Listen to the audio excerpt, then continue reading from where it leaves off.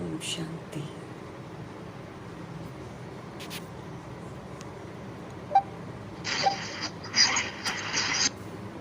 शिव बाबा का हम आत्माओं के लिए फरमान है कि सिर्फ सभी के लिए शुभ भावना, शुभकामना और पॉजिटिव सोचना है। बाबा कहते हैं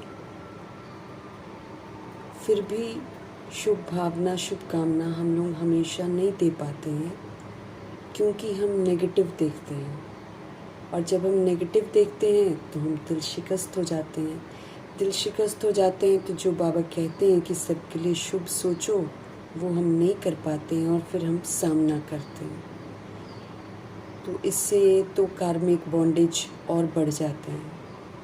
हमको बनना है कर्मातीत, इसलिए उनका फरमान है कि हम सिर्फ और सिर्फ पॉजिटिव देखें और सिर्फ शुभ भावना, शुभकामना का सहयोग दें। नेगेटिव के लिए, व्यर्थ के लिए, अवगुणों के लिए अपनी हम आंखें बंद कर दें। चमड़ी के नेत्र से नहीं देखने की समझ देने वाले, पाप कर्मों से हम बचे रहें इसकी युक्तियां बताने वाले, सच्चे सच्चे परमपिता परमात्मा जी का तहे दिल से हम धन्यवाद करेंगे और प्रभु की श्रीमत पर चलकर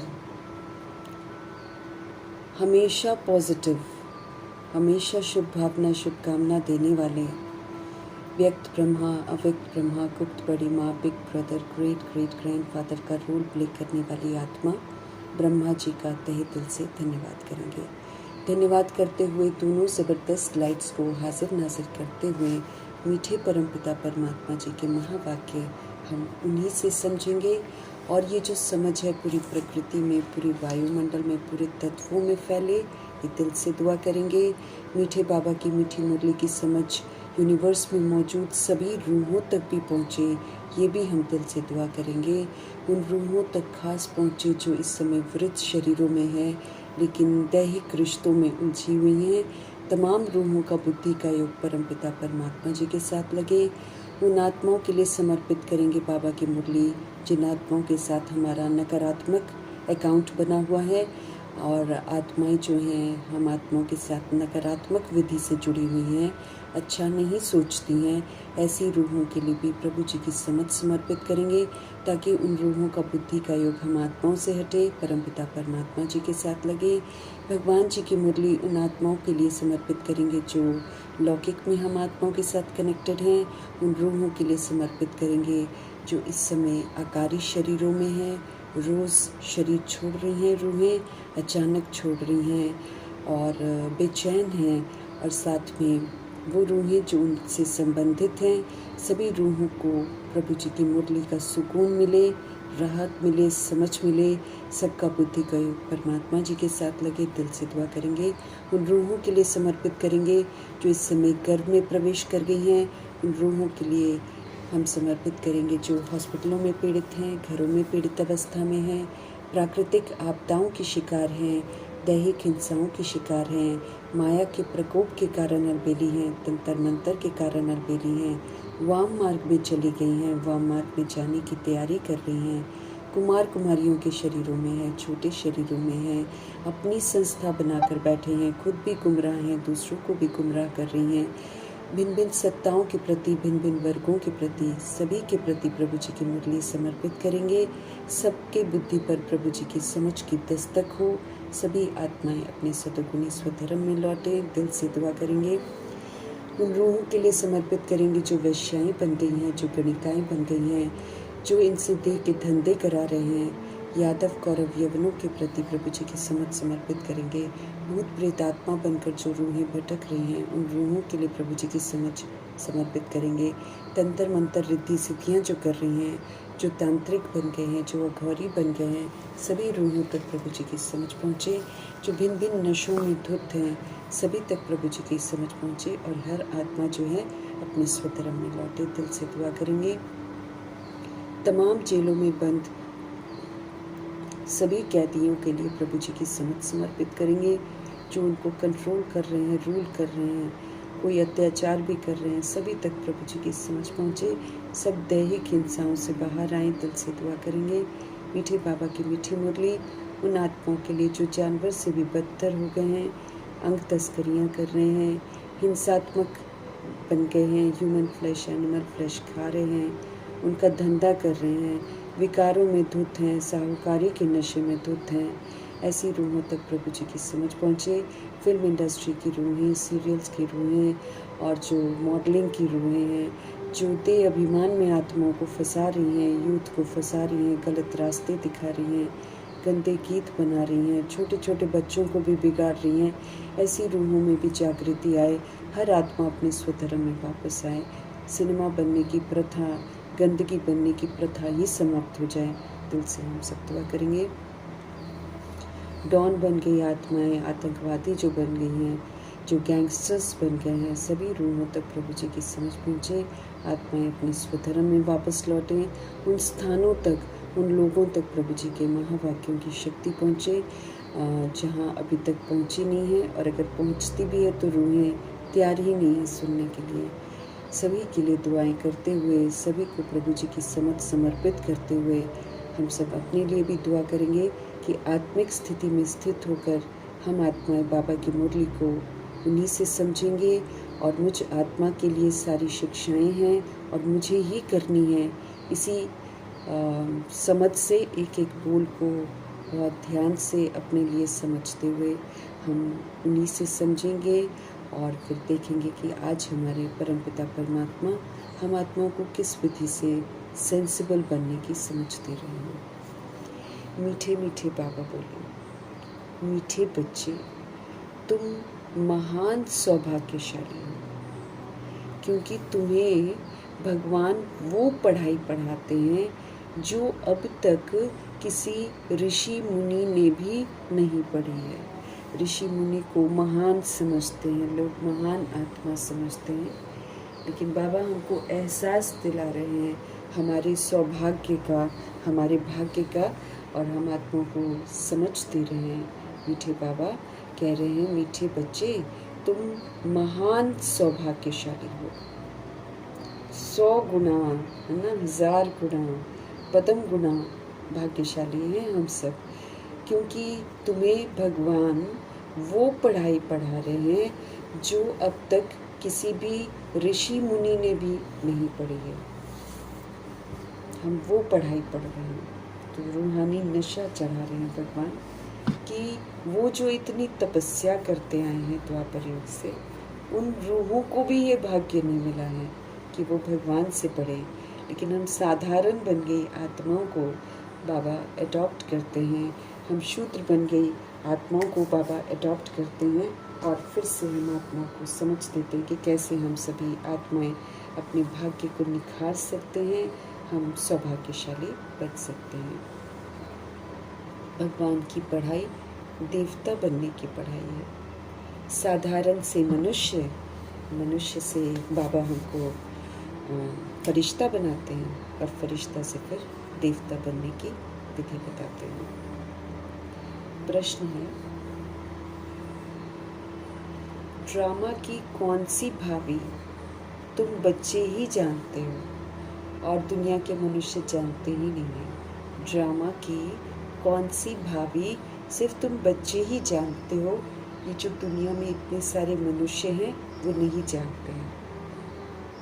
उत्तर है बाबा का, तुम जानते हो कि इस रुद्र ज्ञान यज्ञ से विनाश ज्वाला प्रज्वलित हुई है।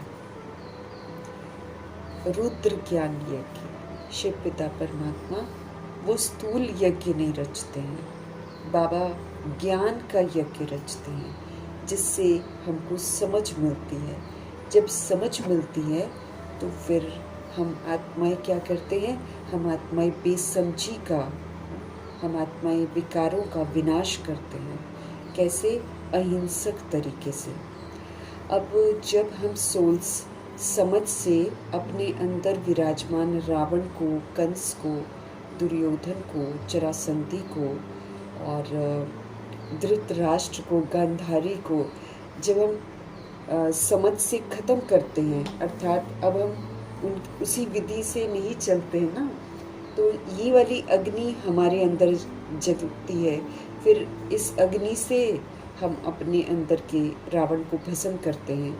और जब हम करते हैं तो जैसे जैसे हम करना शुरू करते हैं तो ये सृष्टि रूपी ड्रामा में मौजूद रावण बन गई आत्माएं जो हमको देखकर कॉपी करती हैं, कंस बन गई आत्माएं, यादव, कौरव, यवन, ये सब स्थूल विनाश के लिए तैयारियां करनी शुरू कर देते हैं। ये हिंसात्मक कर देते हैं और हम सभी आत्माएं सूक्ष्म में अपने अंदर की जो कमी कमज़ोरियां हैं उसको हम ख़त्म करते हैं। तो हम सभी रूहें भगवान से समझते हैं कि ये जो रुद्र ज्ञान यज्ञ रचा है हमारे शिव बाबा ने, इसी से विनाश ज्वाला प्रज्वलित हुई है। जो विकराल विनाश होना है ना, ये समझ से ही शुरू हुआ है, क्योंकि समझ से हम करते हैं सूक्ष्म, वो करते हैं स्थूल। अब ये जो सारी पुरानी दुनिया है, अब जैसे मम्मा बाबा पवित्र बन गए,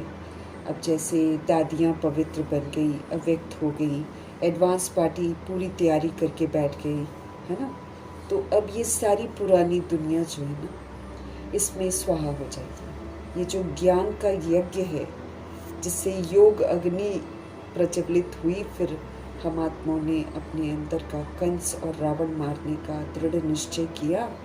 तो बाबा कहते हैं फिर इसका प्रभाव ये पड़ा कि हमने अंदर से जब सूक्ष्म हिंसा समाप्त कर दी, तो बाहर की जो दैहिक हिंसा है उसको समाप्त करने के लिए यादव, कौरव और यवन निमित्त बन जाते हैं। तो बाबा स्पष्ट करते हैं ये है तो ज्ञान का यज्ञ, लेकिन अब इसमें सारी पुरानी दुनिया जो है ना, इसमें स्वाहा हो जाती है।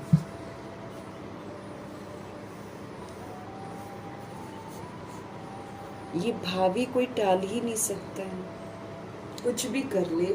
अब ये जो विनाश होना है ना, ये टल ही नहीं सकता, इसलिए बातें ही ऐसी ऐसी होती जाएंगी जिससे विनाश हो जाएगा। ये भावी कोई टाल नहीं सकता है। ये ऐसा अश्वमेध अविनाशी रुद्र यज्ञ है जिसमें सारी सामग्री स्वाहा हो जाएगी। बाबा कहते हैं ये तो ऐसा अश्वमेध है ना, ये जो 5 कर्म इंद्रियों पर हम जीत पाते हैं, अश्व घोड़े को बोलते हैं, तो ये ऐसा अश्वमेध अविनाशी रुद्र यज्ञ है, भगवान के द्वारा ये रचा गया यज्ञ है जिसमें सारी की सारी सामग्री, क्योंकि देह के अभिमान में बनाई हुई सामग्री है, इसीलिए सारी की सारी सामग्री इसी में स्वाहा हो जाएगी। फिर हम इस पतित दुनिया में नहीं आएंगे, क्योंकि 2500 वर्ष तो पावन दुनिया होगी ना। तो ये जो पतित दुनिया जिसमें हम अभी हैं, इसमें हम फिर नहीं आएंगे, ये स्वाहा हो जाएगी। इसे ईश्वर की भावी नहीं, इसके ड्रामा की भावी कहते हैं। लोग समझते हैं ना भगवान जी करा रहे हैं, तो बाबा कहते हैं ये ईश्वर की भावी नहीं है, ये ड्रामा की भावी है। कि ड्रामा में हम जितना विस्तार करते हैं फिर उसकी समाप्ति जरूर हो जाती है। ड्रामा में ऑटोमेटिकली सब कुछ चलता है। जब सोल्स हिंसात्मक बन जाती हैं तो अपने कुल का विनाश खुद ही कर देती हैं। सब किसको मारेंगे? बॉडी को मारेंगे, देह अभिमान को मारेंगे, देह के भान को मारेंगे। तो अभी जैसे गंदी गंदी बीमारियां शुरू कराते हैं, सब कुछ कराते हैं ना, क्यों करा रहे हैं, क्या कर रहे हैं, किसको मार रहे हैं? बॉडी को मार रहे हैं। तो बॉडी से हमने बैड पार्ट बजाया है, इसलिए सब एक दूसरे के साथ इसी विधि से हिसाब सेटल करके एक दूसरे की बॉडियों को मार के सभी रूहें जो है वापस घर चली जाएंगी। इसी विधि से सबने जो पाप कर्म कर रखे हैं वो विनाश होंगे। अब बाहर के देश बाद में आते हैं, इसलिए वो बॉम्ब्स वगैरह के साथ जल्दी मर जाते हैं। भारत जो है पुराना है, तो यहाँ पर मार काट चलती है। यहाँ पर मार काट करके एक दूसरे को लूट कर मार के, है ना, हिंसात्मक विधि से यहाँ पर विनाश होगा। वो लोग बाद में आए हैं और उनकी गलतियाँ भारत की गलतियों से थोड़ी कम हैं, इसलिए वो लोग ऐसा विनाश करते हैं जिसमें किसी को ज़्यादा कष्ट न हो। अब तो वैसे भी केमिकल बॉम्ब्स बना लिए हैं, जिससे क्या होगा, धुआं उठेगा और रातों रात लोग मर जाएंगे। कोई आवाज़ नहीं, कोई शोर नहीं, बस सुबह उठकर देखेंगे कि सब मरे हुए। ऐसे वाले केमिकल बॉम्ब्स बना रहे हैं। झट से वो लोग को कम समय में वो लोग भुगतान करके ख़त्म हो जाएंगे। लेकिन यहाँ तो बाबा कहते हैं तड़प तड़प कर आत्माएं, चिल्ला चिल्ला कर आत्माएं मरेंगी, क्योंकि यहाँ मारकाट वाला सिस्टम है। पुरानी दुनिया इसमें पूरी की पूरी स्वाहा हो जाएगी। ये भावी कोई टाल नहीं सकता है, इसको हम चेंज नहीं कर सकते हैं। ये ऐसा अश्वमेध अविनाशी रुद्र यज्ञ है जिसमें सारी पुरानी सामग्री जो है वो स्वाहा होगी। फिर हम रूहें इस पतित दुनिया में नहीं आएंगे, मतलब दोबारा गर्भ जेल में जाकर हम इसमें जन्म नहीं लेंगे। इसे ईश्वर की भावी नहीं कहेंगे।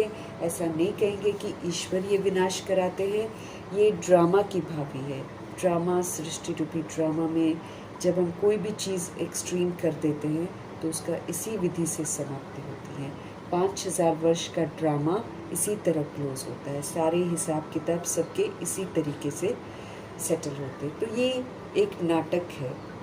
नाटक में हम खेल खेलते हैं, बहुत सारे मिट्टी के खिलौने जन्म जन्म लेते रहते हैं और फिर बच्चों की तरह समझते हैं कि मिट्टी का खिलौना मेरा है।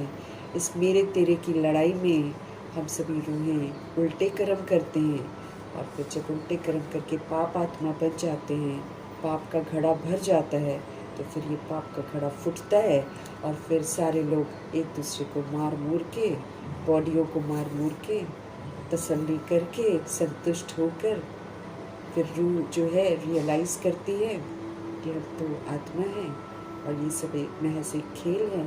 उसको रियलाइज़ करके फिर अपना बॉडी छोड़ देती है और वापस घर चली जाती है। तो ये ड्रामा की भावी है, ये ड्रामा है, ये खेल है, ऐसे ही बना हुआ। तो अगर कोई बीमारियां लगाकर या कुछ करके हमको कष्ट भी देता है या चारों तरफ फैलाता भी है बीमारियां, तो ये सारा हमारा हिसाब किताब है।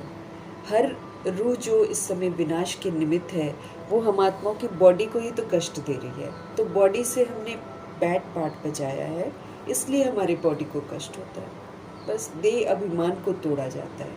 इसी देह अभिमान को तोड़कर जब हम शिव बाबा की यादों में रहते हैं तो फिर हम पवित्र बन जाते हैं। ऐसे विधि पूर्वक ड्रामा की ये भावी है।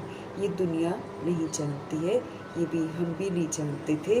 अभी हम बाबा से सारी बातें समझ रहे हैं। गीत है, मुखड़ा देख ले प्राणी जरा दर्पण में, तुमने कितने पाप किए हैं और कितने पुण्य किए हैं।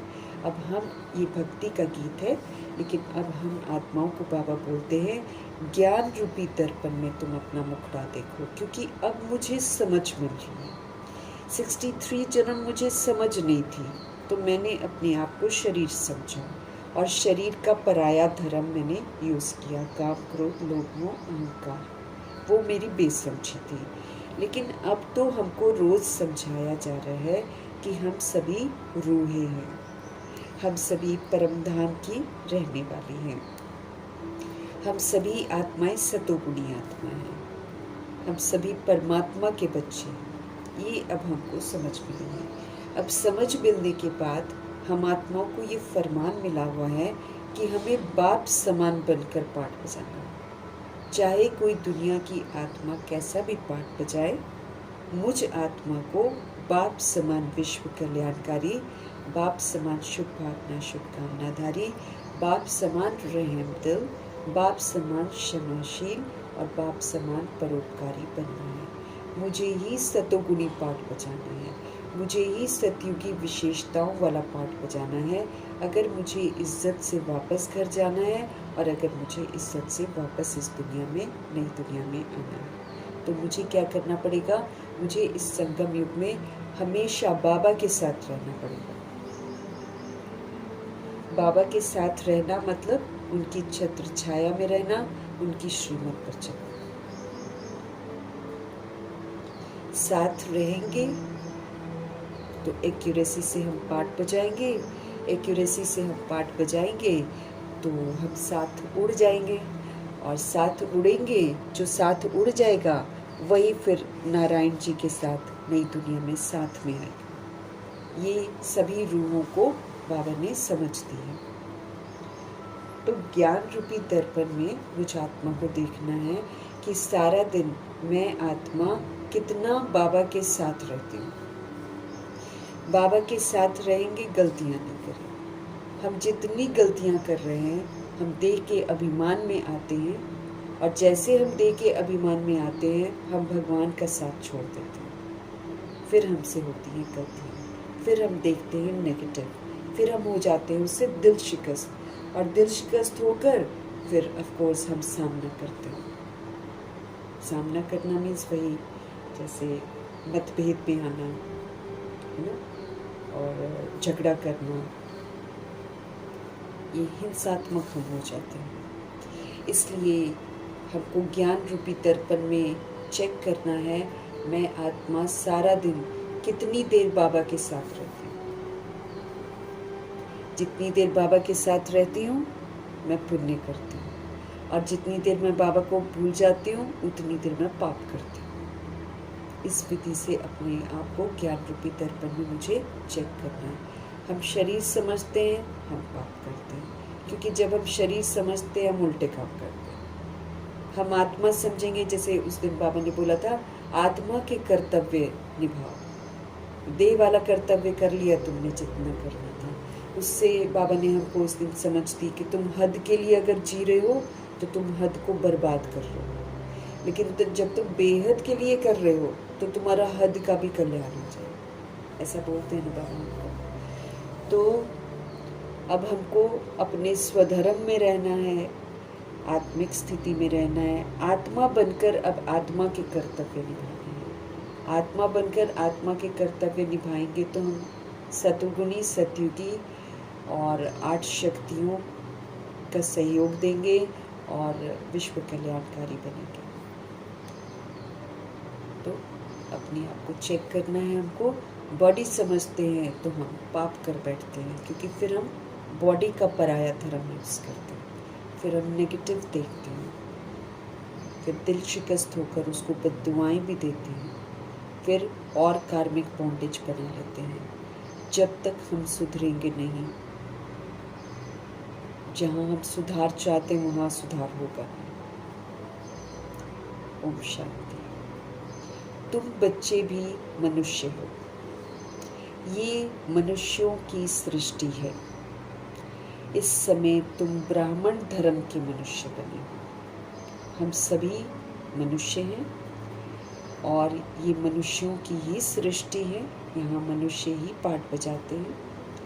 इस समय हम ब्राह्मण धर्म के मनुष्य बने। अब ब्राह्मण धर्म में सारा परिवर्तन चाहिए। ब्राह्मण धर्म माना पवित्रता। पवित्रता की शुरुआत किससे? हम आत्मा हैं, इससे। ब्राह्मण धर्म मतलब अपने को आत्मा समझना। तो इस समय तुम ब्राह्मण धर्म के मनुष्य बने हो। बाप शिक्षा देते हैं किसको? आत्माओं को। हम आत्माओं को बाबा शिक्षा देते हैं। आत्मा को अभी अपने स्वधर्म का पता है कि हम आत्मा इस शरीर को चलाने वाली है। अभी बाबा मिले तो हमको समझ में आ रहा है कि हमारा स्वधर्म कौन सा है, और हम आत्माएं ही एक्चुअली इस शरीर को चलाने वाली हैं। हम आत्माओं का ये रथ है शरीर, जिस पर हम सवार होते हैं और पाठ बजाते हैं। जैसे बाप इस रथ पर आकर सवार हुए हैं, तुम्हारी आत्मा भी इस अपने शरीर रूपी रथ पर सवार है। सिर्फ आत्मा को ये ज्ञान भूल गया है कि हम आत्मा असल में शांत स्वरूप हैं। अब आत्मा की समझ मिली हमको। अब आत्मा की समझ मिलने के बाद बाबा ने हमारे स्वधर्म और स्वरूप की समझ दी। अब इस ड्रामा में मुझ आत्मा की रिस्पॉन्सिबिलिटी है कि मैं अपने स्वधर्म और स्वरूप में रहकर सबूत दूं कि मैं एक आत्मा हूँ। मुझे सबूत देना है कि मैं आत्मा हूँ। कैसे देंगे? जब हम अपने 7 गुणों के स्वधर्म में टिक जाएंगे तब, जब हम उसके पिलर बन जाएंगे तब। अपने स्वधर्म के स्वरूप में मुझे टिक कर सबूत देना है कि मैं आत्मा शांत स्वरूप हूँ, पवित्र स्वरूप हूँ, सुख स्वरूप हूँ, प्रेम स्वरूप हूँ, आनंद स्वरूप हूँ, शक्ति स्वरूप हूँ और समझ स्वरूप हूँ। कहाँ पर मुझे सबूत देना है? जहाँ दुनिया जो है, दुनिया में अपवित्रता का राज्य है, अशांति का राज्य है, दुख का है। यहाँ पर अशांति है, अपवित्रता है, दुख है, नफरत है, बदले की भावना है। यहाँ पर शक्तिहीनता है, यहाँ पर बेसमझी है, यहाँ पर दिल शिकस्तपन का राज्य चल रहा है। अब सारी रूहें जो हैं वो ऐसा ही पाठ बजाएंगी क्योंकि वो विस्मृत हैं। अब मेरे को मिली है समझ, अब मुझे समझ मिली है तो मुझे समझ का पाठ बजाना है ना, कि मुझे इंतज़ार करना है कि लोग बदलें तो फिर हम बदलें। वो तो उनको तो समझ नहीं मिल रही है, मुझको तो समझ मिल रही है ना। तो जिसको समझ मिल रही है उसको समझ का ताज पहनना है और उसको अपना कार्य करना शुरू कर देना। जिसको समझ ही नहीं, अब हम 16,133 करोड़ बच्चे जो बाबा के स्टूडेंट्स बनते हैं, हम में भी सारे बच्चे अपने अपनी विधि से अपनी अपनी यथाशक्ति समझते हैं। इसलिए अगर हम इनमें भी एक्सपेक्ट करते हैं कि ये मतलब वैसे समझें जैसे बाबा समझा रहे हैं, तो फिर ये मेरी फिर से बेसमझी हो जाएगी। क्योंकि बाबा हमारे बोल रहे हैं कि राजधानी में सब तरह की आत्माएं होगी, प्रजा भी होगी, दास दासी भी होंगे, महाराजा महारानी भी होंगे, राजा रानी भी होंगे, प्रिंस प्रिंसेस भी होंगे, साहूकार भी होंगे, दास दासियों के दास दासी भी होंगे, चंडाल भी होंगे, हर तरह की रूह होगी यहाँ पर। तो जो जैसी रूह होगी, जिसने कल पहले जैसा पाठ बजाया होगा वो तो वैसा ही बजाएगी ना। अब जो दास दासी होगी वो माया के वशीभूत होने वाला पाठ बजाएगी, भले वो मुरली पढ़ती है लेकिन वो माया के वशीभूत वाला पाठ बजाएगी। जो फिर प्रजा होगी वो कर्म इंद्रियों के वशीभूत वाला पाठ बजाएगी। ये होगा ही होगा। इसलिए जैसे जैसे हमको समझ मिलती जा रही है, अगर मेरे को समझ मिली है तो मुझे ये समझ का ताज पहनना है और फिर समझ का ताज पहनकर फिर मुझे समझ का पाठ बजाना है, बेसमझी का पाठ नहीं बजाना है। फिर अगर बेसमझी का पाठ मैं बजाती हूँ और मैं दूसरी रूह के लिए वेट कर रही हूँ कि वो चेंज हो जाए, तो फिर तो मैं इंतज़ार ही करती रह जाऊँगी। संगम युग गुजर जाएगा और फिर हमारे हाथ क्या आएगा, है ना? फिर तो सजाएं मिलेंगी ना मुझे। तो इसीलिए हर बात को मुझे समझना है, मुझे समझ का ताज पहनना है। अगर मुझे समझ में आ गया, जितना अब देखो हम लोग रोज़ समझते जा रहे हैं बाबा से। अब जैसे जैसे समझ आती जा रही है, जो हमने 4 साल पहले हम पढ़कर समझ रहे थे उससे तो डिफरेंट समझ मिल रही है ना। तो अब जैसे जैसे समझ आती जा रही है वैसे वैसे ये समझ का ताज पहनकर मुझे अपनी रिस्पॉन्सिबिलिटी समझकर मुझे करना है, मुझे वेट नहीं करना है। उसके लिए बाबा ने हमको बोला हुआ है, लोग नहीं बदलेंगे, परिस्थितियाँ नहीं बदलेंगी, तुमको बदलना है। अगर तुमको समझ में आ गया तो तुम बदल कर दिखाओ। तो मेरे को ध्यान रखना है कि अगर मैं अपने को आत्मा का पाठ समझना पक्का कर रही हूँ और मैं अपने आप को आत्मा समझ रही हूँ, क्योंकि ये हमको रिस्पॉन्सिबिलिटी मिली हुई है कि हम अपने को आत्मा समझें और हम अपने को स्वधर्म में टिकाएं। ये हम आत्मा को समझ मिल रही है।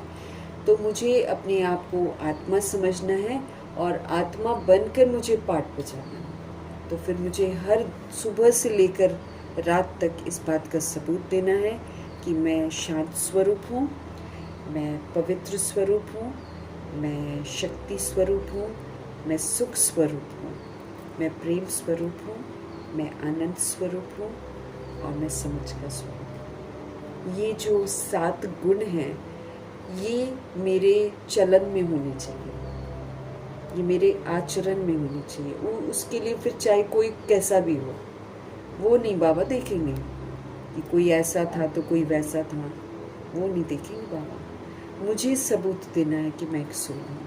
तो जब ये जो सबूत है ये हम विपरीत परिस्थितियों में ही दे सकते हैं। बाबा कहते कोई तुम्हारे साथ अच्छा है और तुम उसके साथ अच्छे बन रहे हो, उसके थोड़ी मुझे मार्क्स मिलेंगे।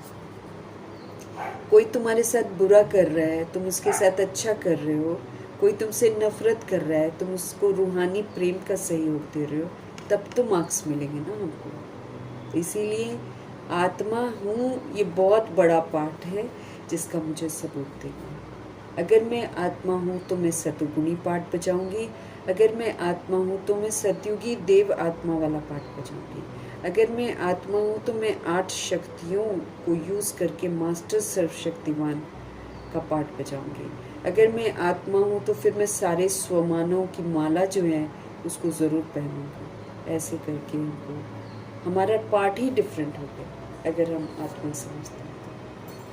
उसमें फिर कहीं भी दुख का नाम निशान नहीं, कहीं भी नफ़रत का नाम निशान नहीं, कहीं भी अशांति का नहीं, दिल शिकस्तपन का नहीं, शक्तिहीनता का नहीं, कहीं भी ये अपवित्रता का नाम निशान नहीं होना चाहिए।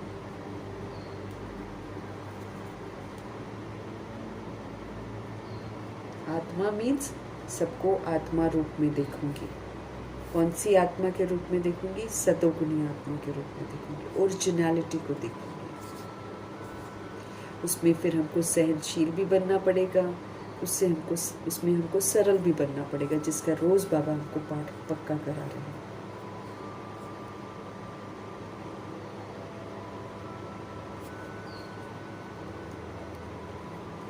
आत्मा इस रथ पर सवार है, आत्मा पाठ बजाती है। आत्मा जो पाठ बजाती है उसका उसको फल मिलता है, अच्छा करे चाहे बुरा करे। हम करते हैं तो हमारे साथ हमको फल मिलता है। इस समय मेरे को समझ मिल रही है हर बात की। वो तो बेसमझी का है, उसको तो छोड़ दो, वो तो हमारा अनजाने में कार्मिक अकाउंट बना है किसी न किसी के साथ। उसमें हमको समझ नहीं थी, न दूसरे को समझ। इस समय जो समझ मिलने के बाद हम पाठ बजा रहे हैं, ये मेरा भाग्य तय कर रहा है। या तो हम भाग्यशाली बन रहे हैं या तो हम दुर्भाग्यशाली बन रहे हैं। अभी हम अपने मर्तबे फिक्स कर रहे हैं, अभी हम अपना सब कुछ जितना भी वर्षा लेना है बाबा से वो सब कुछ हम ले रहे हैं।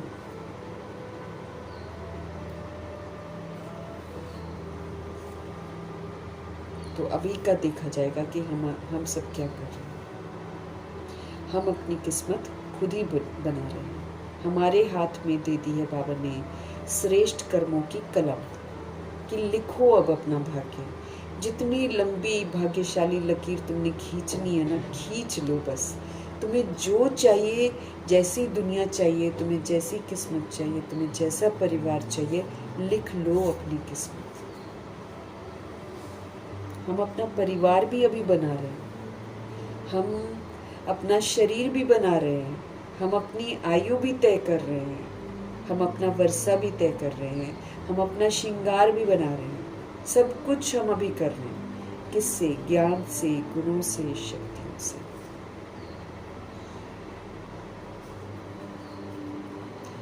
सिर्फ आत्मा को ये ज्ञान भूल गया है कि हम सोल्स जो हैं, हम शांत स्वरूप हैं। हमारा स्वरूप शांत है, बाबा कहते हैं। अब इसका मुझे सबूत ये देना है कि चारों तरफ अशांति कितनी भी क्यों ना हो, हम आत्माएं शांत रहें, अंदर से भी शांत, बाहर से भी शांत। कोई शिकवा, कोई शिकायत किसी बात से नहीं। उसको बाबा कहते हैं शांत स्वरूप, जैसे ब्रह्मा जी थे, परमात्मेश्वर। हमारे रहने का स्थान ही मूल वतन में है। हम सभी रूहें मूल वतन में रहने वाले हैं। ये शरीर, ये तो हमको यहाँ पर मिलता है। ऐसे मुझे अपने साथ बातें करनी है, कि पक्का कराना है ना।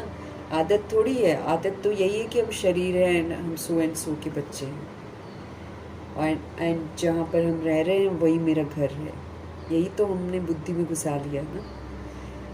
लेकिन अब मेरे को बार बार अपने आप से बात करके मुझे अपने आप को समझाना है कि मैं आत्मा हूँ और मेरा तो स्वरूप ही शांत है, मुझे तो कोई हिला नहीं सकता है, मैं तो शांति का स्तंभ हूँ।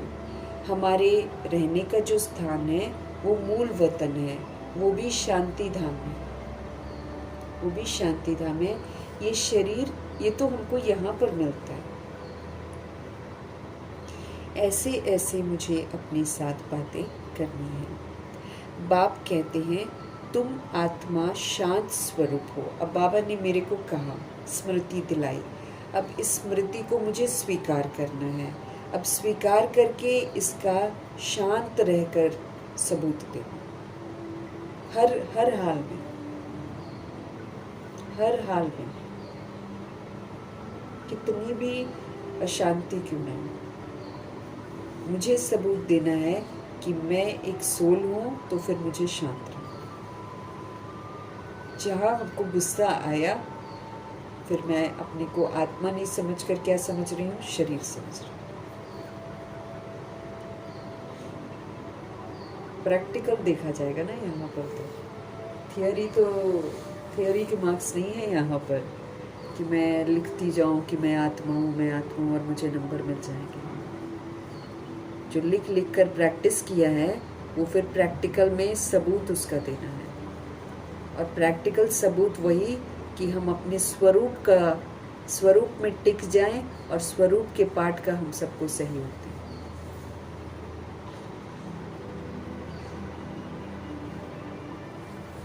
तो मेरा रहने का स्थान मूल वतन है। ये जो शरीर है मेरे पास, ये मेरे को यहाँ पर मिलता है।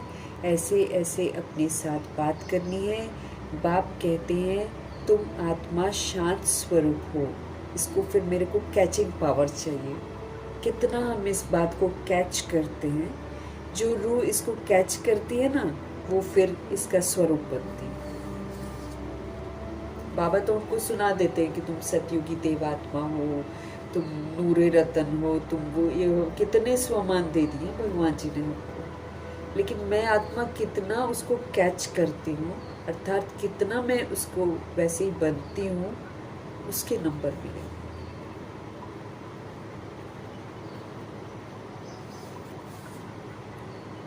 बात करो, बाबा कहते हैं अपने साथ। बाप कहते हैं तुम आत्मा शांत स्वरूप हो। अगर तुम चाहो हम शांति में बैठे, तो अपने को आत्मा समझ शांति धाम का निवासी समझो। बाबा कहते हैं अगर तुम चाहते हो कि तुम शांति में बैठो, तो तुम क्या करो, तुम अपने को एक तो समझो आत्मा, और दूसरा आप समझो कि आप शांति धाम के रहने वाले हो, आप यहाँ के रहने वाले नहीं हो। तो हमारा घर भी शांति धाम है, हमारे फादर जो हैं वो भी शांति के सागर हैं, और हम रूहें भी वही की रहने वाली हैं। मेरी ओरिजिनलिटी यही है कि मैं शांत स्वरूप हूँ। थोड़ा समय शांति में बैठ सकते हैं, ऐसे बीच बीच में बाबा कहते बैठ कर ना पक्का करो। मनुष्य शांति ही मांगते हैं, मन को शांति चाहिए। कौन कह रहा है? आत्मा कहती है, क्योंकि बड़ी अशांत हो गई ना 63 जन्मों में। चाहती वो शांति है, वो एक पीसफुल प्लेस चाहती है जहाँ पर वो पीसफुली बैठे, है ना। मनुष्य मन की शांति ही मांगते हैं। कौन कहता है कि मुझे शांति चाहिए? शरीर में बैठी हुई आत्मा कहती है, क्योंकि ये उसका स्वधर्म है और उसको बहुत पसंद है। भले अशांत हो जाती है, लेकिन शांति उसको पसंद है, क्योंकि वो उसका स्वधर्म है, पर जानती नहीं है।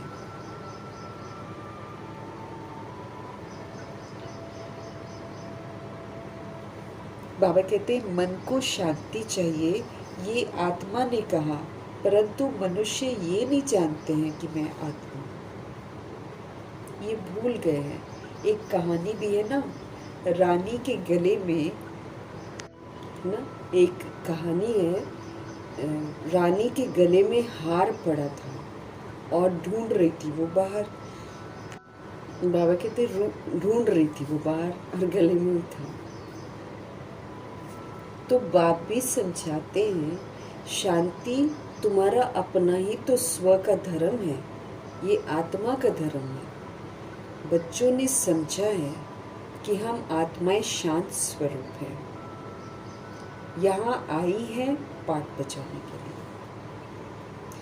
इन ऑर्गन से डिटैच हो जाते हैं तो आत्मा बिल्कुल शांत है। जब रूह बॉडी से निकलती है तो पास में ही तो बैठी होती है, लेकिन शांत है।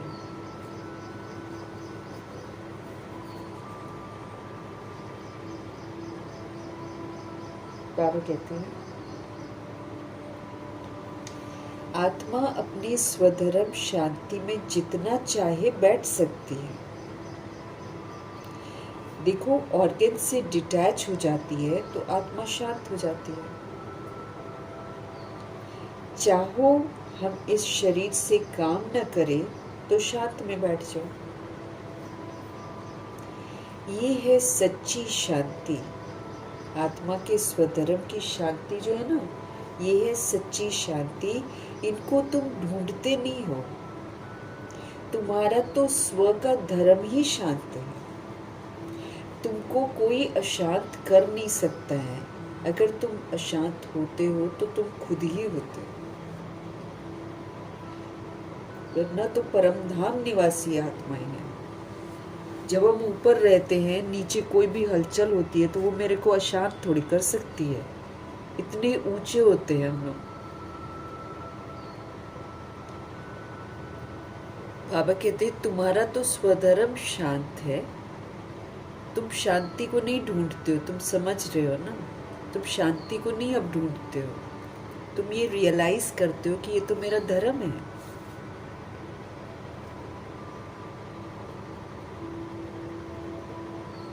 अभी यहाँ पाठ तुम बजा रहे हो, बाप द्वारा तुमको मालूम पड़ा है कि हमने 84 जन्मों का पाठ बजाया। इन 84 जन्मों के चक्र का किसी को भी पता नहीं है। इन 84 जन्मों के चक्र का कोई को पता नहीं है, सिर्फ तुम बच्चे ही समझते हो। पहले हम सूर्यवंशी राजा व प्रजा थे, फिर चंद्रवंशी सो वैश्यवंशी सो शूद्रवंशी बने। अब फिर से हमको सूर्यवंशी बनना है। अब हम ड्रामा को समझते हैं, हमने खेल खेला है, हमको समझ मिली है कि पहले हम सूर्यवंशी राजा या प्रजा थे, फिर चंद्रवंशी बने, फिर वैश्यवंशी बने, फिर शूद्रवंशी बने। अब बाबा हमको अडॉप्ट करके फिर से समझ दे रहे हैं कि फिर से सूर्यवंशी बने। सूर्यवंशी हम तब बनेंगे जब हम ज्ञान सूर्य शिव बाबा की श्रीमत पर एक्यूरेसी से चलेंगे। और ज्ञान सूर्य की पहली समझ हमको यही मिलती है, अपने को आत्मा समझकर पाठ बजाओ। देह समझकर पाठ बजाएंगे तो फिर पाप पाप पाप होते जाएंगे, और जब हम आत्मा का रोल प्ले करेंगे तो फिर सारे मेरे पाप भस्म होते जाएंगे और मेरा पुण्य का खाता जमा होना शुरू हो जाएगा। क्योंकि जितना हम अपने स्वधर्म में रहेंगे, जितना हम सतुगुणी सतयुगी पाठ बजाएंगे, उतना हम दूसरी सोल को सहयोग देंगे, वो भी बदल जाएगी, वो भी बदल जाएगी।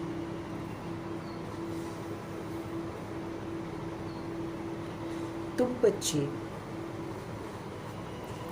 सृष्टि के आदि मध्य अंत को जान गए हो कि कैसे सृष्टि शुरू होती है, कैसे बाबा आते हैं, कैसे हमको पढ़ाते हैं, प्राचीन राजयोग सिखाते हैं, फिर हम कैसे आदि के लिए यानी कि सतयुग के लिए तैयार होते हैं, फिर सतयुग से ड्रामा शुरू होता है, फिर द्वापर युग में पहुंचते हैं तो हम विस्मृत हो जाते हैं, फिर धीरे धीरे विस्मृति इतनी बढ़ जाती है कि हम बिल्कुल बेसमझ हो जाते हैं, फिर बेसमझी के समय में बाबा आकर फिर से हमको समझदार बनाते हैं।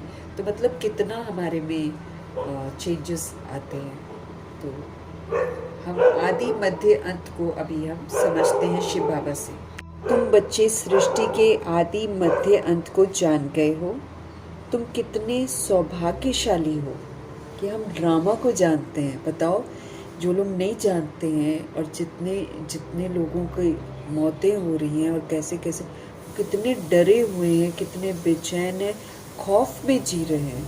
और फिर हमको तो कर्मों की गुह्य गति भी पता चल गई है कि कैसे हम कर्म करते हैं, कैसे फिर हमारे हिसाब किताब बनते हैं, कैसे फिर सेटल होते हैं, जो करते हैं हम करते हैं।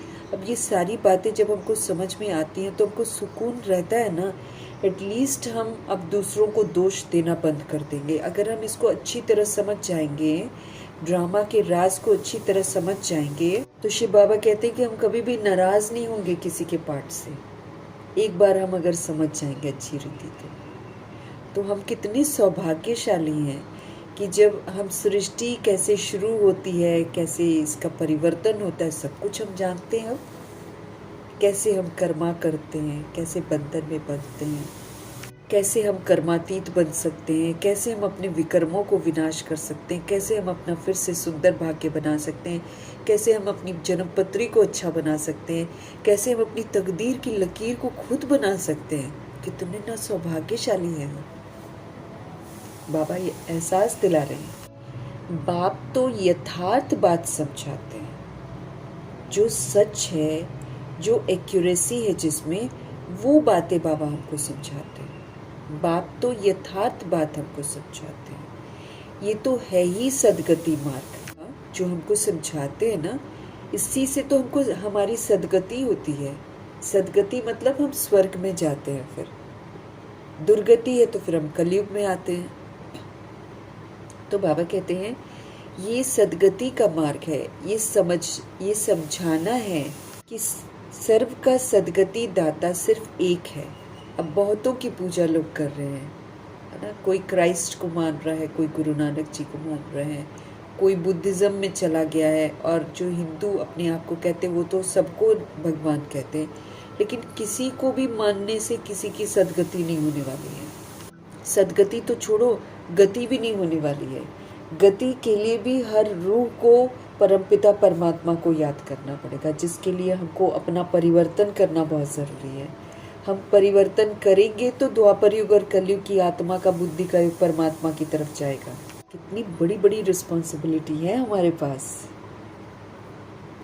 बाबा कह रहे हैं एक ही सदगति दाता है, एक ही गति सदगति दाता है। इसीलिए सभी को परमात्म संदेश देना है, ताकि सभी रूहें परमात्मा को याद करें। इसके लिए बहुत ज़रूरी है कि हम अपने स्मृति स्वरूप में रहें, तब हम दूसरे को भी स्मृति दिला सकेंगे।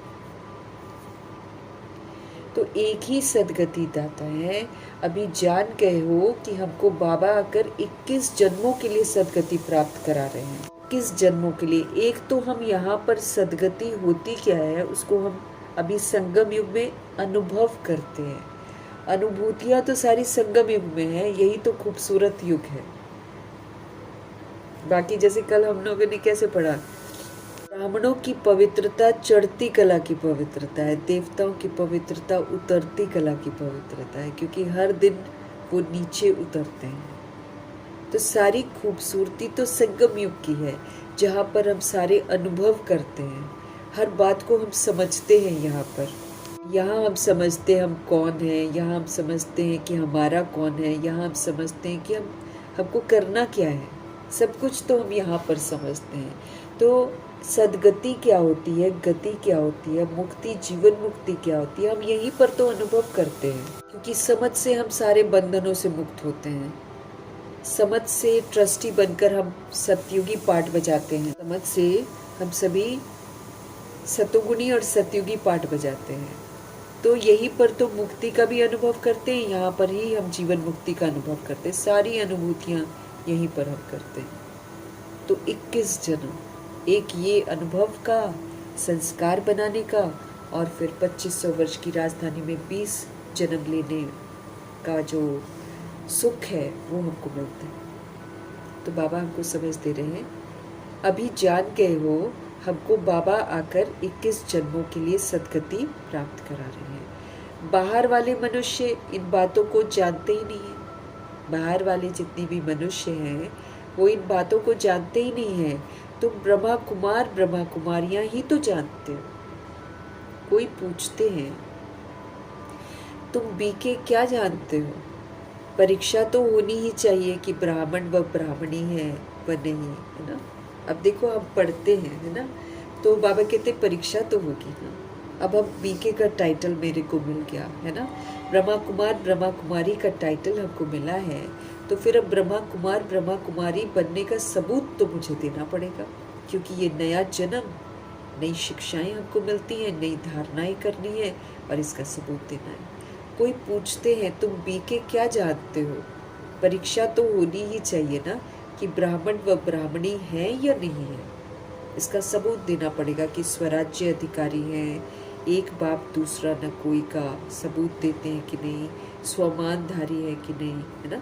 तो पवित्रता कहाँ तक हमने सारी चीज़ों की परीक्षा हमको देनी है। इसलिए कोई कैसा बिहेव करेगा, कोई कैसा बिहेव करेगा, कोई कैसा बिहेव करेगा। पेपर हो रहे हैं, मुझे सबूत देना है कि मैं ब्रह्मा कुमार ब्रह्मा कुमारी हूँ। नया जन्म, परीक्षा तो होनी ही चाहिए कि ब्राह्मण व ब्राह्मणी है या नहीं।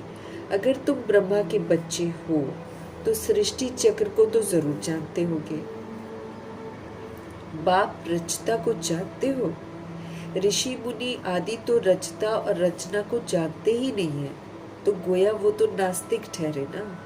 तुम भी नास्तिक थे, हम भी बाबा से मिलने के पहले तो नास्तिक ही तो थे। भले हम भक्ति करते थे, भले हम पूजा पाठ करते होंगे, लेकिन हम भगवान जी को तो जानते ही नहीं है, तो हम भी तो नास्तिक ही थे। तुम भी रचता बाप और रचना के आदि मध्य अंत को नहीं जानते थे। स्कूल में पहले अनपढ़ ही तो जाते हैं। हम सब भी तो अनपढ़ है ना। जब बाबा के पास आते, भले कितनी भी हमने डिग्रियां ले रखी हो, जब हम खुद को ही नहीं जानते हैं तो हम अनपढ़ ही तो हैं। और जो हम नहीं है वो समझ कर हम चल रहे हैं, तो वो तो महा बेसमझ है। बाबा कहते हैं तुम भी नास्तिक थे, तुम भी रचता बाप को और रचना के आदि मध्य अंत को नहीं जानते थे। स्कूल में जब आते हैं तो अनपढ़ ही तो आते हैं, फिर कहेंगे स्कूल में ये पढ़ा है। अभी तुम हो ईश्वरीय पढ़ाई में, अब हम सच्ची पढ़ाई पढ़ रहे हैं। तो स्कूल और कॉलेज की पढ़ाई तो वो तो मनुष्यों की मत की पढ़ाई है ना, इसलिए उससे तो कुछ रूह को तो कोई फायदा नहीं होता उस पढ़ाई से। जिस्म के लिए पढ़ते हैं फिर नौकरी करते हैं, वो भी आजकल नहीं मिलती है, लेकिन पहले चलो फिर भी मिल जाती थी। लेकिन बाबा तो रूह को पढ़ा रहे हैं। जब रूह पढ़ जाएगी और शिक्षित हो जाएगी तो ये सृष्टि रूपी ड्रामा उसको बिना जॉब किए सब कुछ देता है। सृष्टि रूपी ड्रामा सब कुछ, उसको कमाने की जरूरत ही नहीं। अगर हम पवित्र रहते हैं तो हमको कमाने की जरूरत नहीं है, वो तो फिर सृष्टि अपने आप पालना करती है। अब जैसे हम लोग पवित्र बनेंगे, संपूर्ण पवित्रता की बात कर रहे हैं, और जैसे दादियाँ और बाबा मम्मा पवित्र बने ऐसे हम बनेंगे। तो देखो जब वो लोग पवित्र बन रहे थे, शुरू में दिक्कतें करी हैं, लेकिन बाद में देखो दादियों को कितना आराम से हर चीज़ बाबा ने प्रोवाइड करी। उनको जो चाहिए, उनको जब आराम चाहिए, उनको हॉस्पिटल में एडमिट करा के आराम दिलाया, और खाने का उनको कभी टेंशन नहीं कि क्या बनाना है क्या खाना है, उनको बना बनाया मिला। और जो बनाते थे वो इस बात का ध्यान रखते थे कि दादियों को सारी चीज़ें एकदम अच्छी क्वालिटी की मिले। फिर कहाँ जाना है, कैसे जाना है, किस, सारा इंतज़ाम उन्होंने क्या किया, उन्होंने प्रभु समर्पण किया। इसलिए संगम युग भी उनको सब कुछ मिलता रहा, और अभी देखो वो तो राजाई घराने की आत्माएं हैं, उनको सब कुछ सृष्टि देगी। तो हमको कमाना और हमको बोझ ढोना तभी पड़ता है जब हम अपवित्र बनते हैं। जैसे एडम को श्राप मिला फॉरबिडन फ्रूट खाने का, आकर्षित हो गए। आकर्षण वाला फ्रूट है, एक्चुअली ये नहीं है कि पेड़ का फल है, दिखाते हैं पेड़ का फल फॉरबिडन फ्रूट, लेकिन एक्चुअली है दैहिक आकर्षण। तो दैहिक आकर्षण में जैसे गए वैसे ही भविष्यवाणी हुई कि तुम जिंदगी भर बोझ ही ढोते रहोगे। गलत काम करते हैं तो हम बोझ ढोते हैं,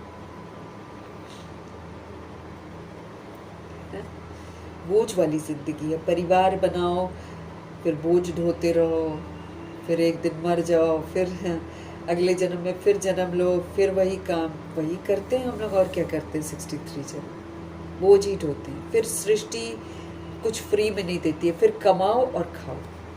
लेकिन अभी जो 25 वर्ष की राजधानी है, अगर हम आत्मा यहाँ पर पवित्र बन जाते हैं, अगर हम प्रकृति को पवित्र बनाने में सहयोग करते तो प्रकृति जो है, अगर हम आत्माएं अंतिम समय तक इस शरीर में रहे, जब आपदाएं होंगी तो प्रकृति आपदा में भी नुकसान नहीं पहुंचाएगी और फिर नई दुनिया में भी सब कुछ देगी, खुद देगी।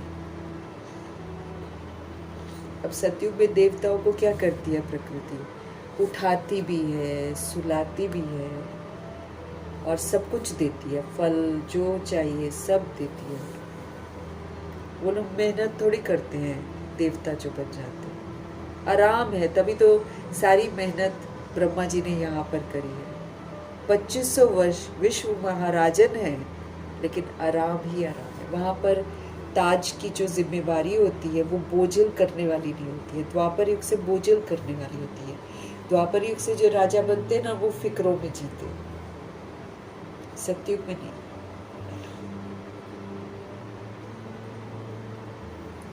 तो हम सभी अनपढ़ ही होते हैं।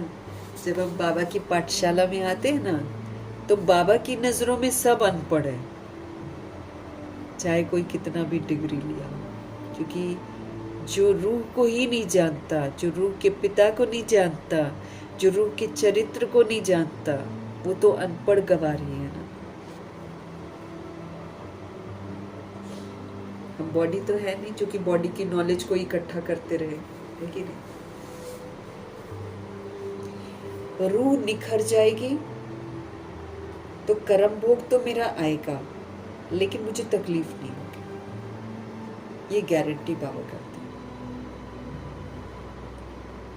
बाकी जितनी मर्जी हम कुछ भी कर लें बॉडी के लिए, कर्मा ठीक नहीं है, रूहानियत नहीं है, तो बॉडी को कष्ट होगा ही होगा। कोई चीज इसको आराम नहीं दे सकती। कर्मा का फल हमको जरूर मिलेगा। जो कर्म हम करे जा रहे हैं, हम अपने लिए खुद ही लिखे जा रहे हैं। फिर इसका भविष्य भी, इसका जो अभी परिणाम है वो भी शरीर छोड़ने से पहले मुझे भुगतना पड़ेगा। अगर अच्छा है तब तो बहुत अच्छी बात है, लेकिन अगर बुरा है तो फिर ये बुराई का भुगतेंगे भी हम, और फिर यही पास्ट हो जाएगा। कल्प के बाद फिर से यही वाला पार्ट आएगा जो मुझे अच्छा नहीं लगेगा।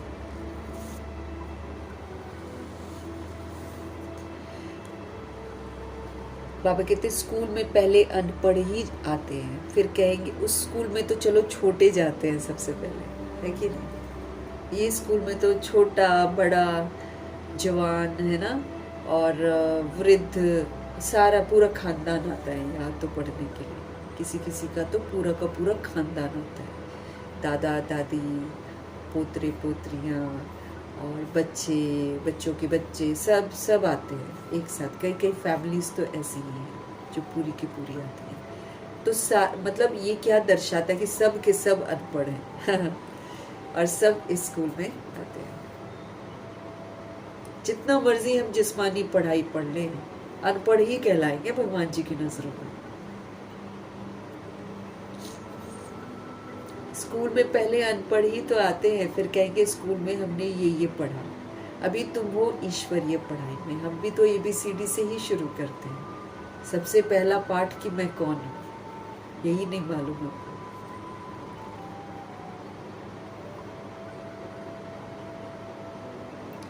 अभी तुम हो ईश्वरीय पढ़ाई में, परमपिता परमात्मा तुमको पढ़ा रहे हैं, ये बुद्धि में समझना चाहिए। रचता एक शिव बाबा ही है।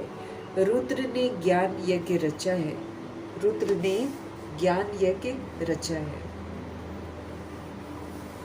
शिव बाबा ने, रुद्र उनको ही बोलते हैं।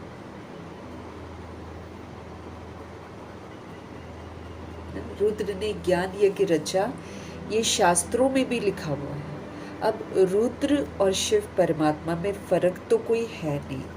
ये भी है कि रुद्र ज्ञान यज्ञ से ही विनाश ज्वाला निकलती है, यहीं से फिर विनाश की तैयारियां शुरू हो जाती हैं। जब बाबा आते हैं ना, जब बाबा आते हैं तो हमको समझ देते हैं, तो बेसमझी का विनाश होता है। जब बेसमझी का विनाश होता है तो फिर सारी दुनिया, जो कौरव यादव यमन जो बन जाते हैं ना, इस सारा स्थूल विनाश कर देते हैं। नहीं तो खत्म कैसे हो सृष्टि, है ना। इसीलिए ये विधि बनती है। रूह खाली ना थोड़ा फील करती है, फिर निकल जाती है, मरती थोड़ी है। बॉडी जल जाती है, बॉडी दफन हो जाती है। बॉडी का मर्डर करते हैं, रूह का नहीं मर्डर कर सकते, रूह निकल जाती है।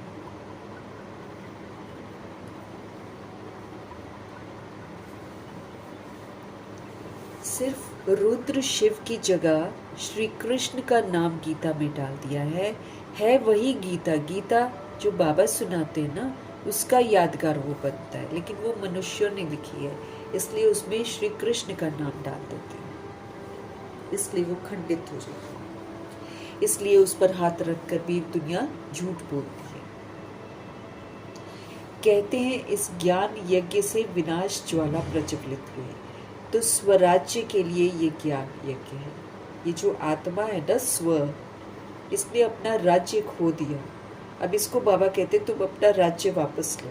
ये कर्म इंद्रियां, ये तुम्हारी प्रजा है। ये शरीर रूपी राजधानी जो है, इसके तुम मालिक हो, तुम इसको ठीक करो। फिर से अपना स्वराज्य वापस लो। अपना स्वराज्य वापस लेना मतलब सतोगुणी सतयुगी पाठ बजाकर राजा बनना।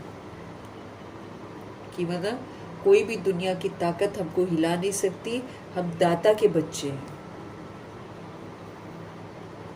है ना। हम देने वाली आत्मा है, हम किसी से कुछ लेंगे नहीं। स्थूल की बात नहीं है, सूक्ष्म की बात। स्थूल तो लेना ही नहीं है, सूक्ष्म भी लेने वाले नहीं है हम किसी से कुछ भी। हम तो सिर्फ भगवान का दिया हुआ देने वाले हैं। इसको बोलते स्वराज्य। फिर दुनिया चाहे आपको कुछ भी दे, हम उसको अच्छा ही देंगे।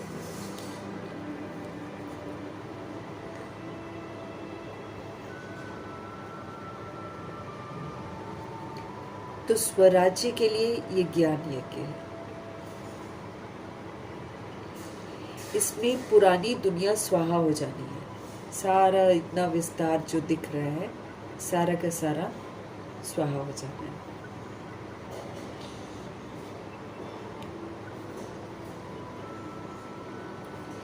यज्ञ में सारी आहुति अर्थात सामग्री डालते हैं ना, स्थूल यज्ञ करते हैं ना, तो कितना कुछ घोल घाल के रखते हैं। फिर थोड़ी थोड़ी देर बाद कुछ मंत्र बोलते हैं, फिर स्वाहा ऐसे करते ना। फिर एंड में सारी जो बची हुई होती है एक साथ डाल देते हैं। उससे कितना धुआं भी होता है, लोगों को कितनी खांसी भी होती है। वो उससे थोड़ी कुछ होता है, वो कोई फ़ायदा थोड़ी होता है। फिर भी लोग, जब मुसीबतें घनी हो जाती हैं, कभी कभी बारिशें नहीं होती हैं, सूखा पड़ जाता है, तो लोग फिर इस तरह के यज्ञ रचते हैं।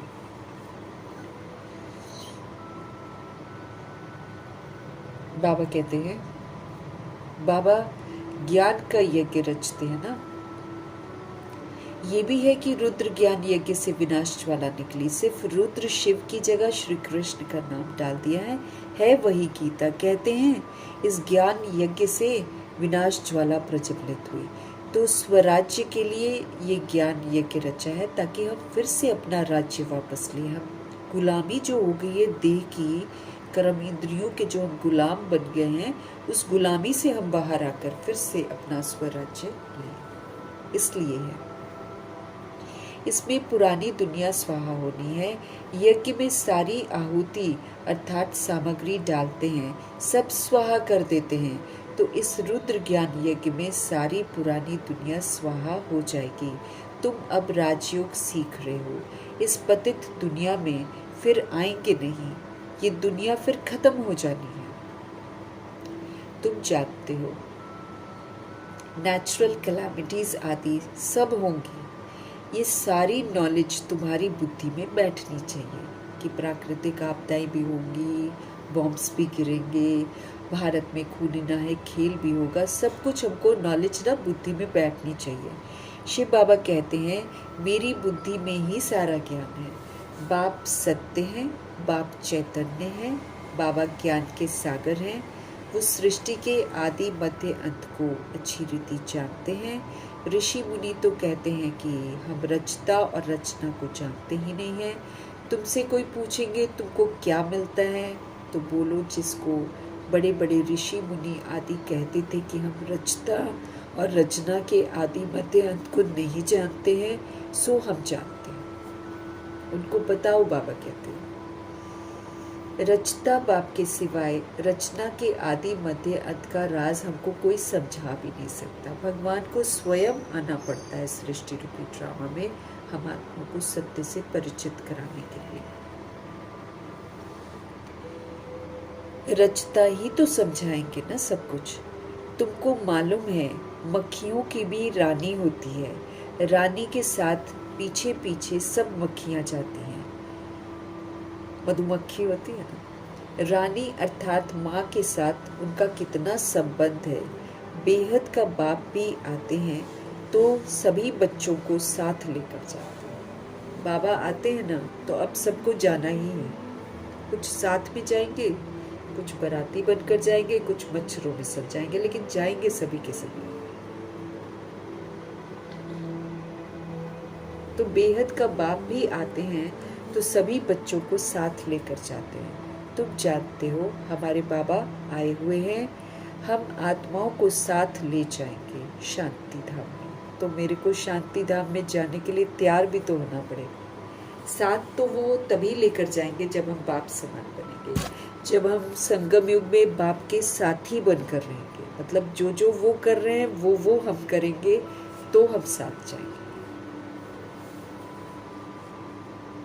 ऐसे मुरली पढ़ने से नहीं जाएंगे, लेकिन मुरली जो कहती है वो करेंगे तो साथ में जाएंगे। फिर से हमारा सतयुग का पाठ शुरू होगा, जिस पाठ बजाने के लिए तुम ये देवी देवता मर्तबा पा रहे हो। बाबा कह रहे हैं यहाँ तुम आते ही हो किस लिए? मनुष्य से देवता मर्तबा पाने के लिए। सब गुण हमको यहाँ ही धारण करने हैं। अब गुण धारण कर रहे हैं तो फिर बीच में अवगुण नहीं आना चाहिए, ये बाबा बोलते हैं। उसके लिए फिर क्या करना पड़ेगा? बाबा कहते हैं तुमको दूसरे का अवगुण देखने की आंख बंद करनी पड़ेगी। अवगुणों से तो सभी भरे पड़े हैं इस समय, क्योंकि सब विस्मृत है, सब गलत पाठ बजा रहे हैं, लेकिन तो भी हमको देखना नहीं है उसको।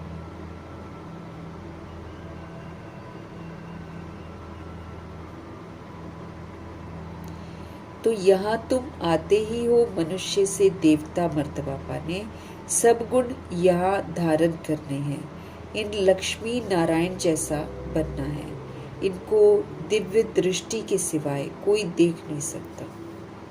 अभी तुम जानते हो हम सूर्यवंशी देवता बनेंगे। अभी तुम जानते हो हम सूर्यवंशी देवता बनेंगे।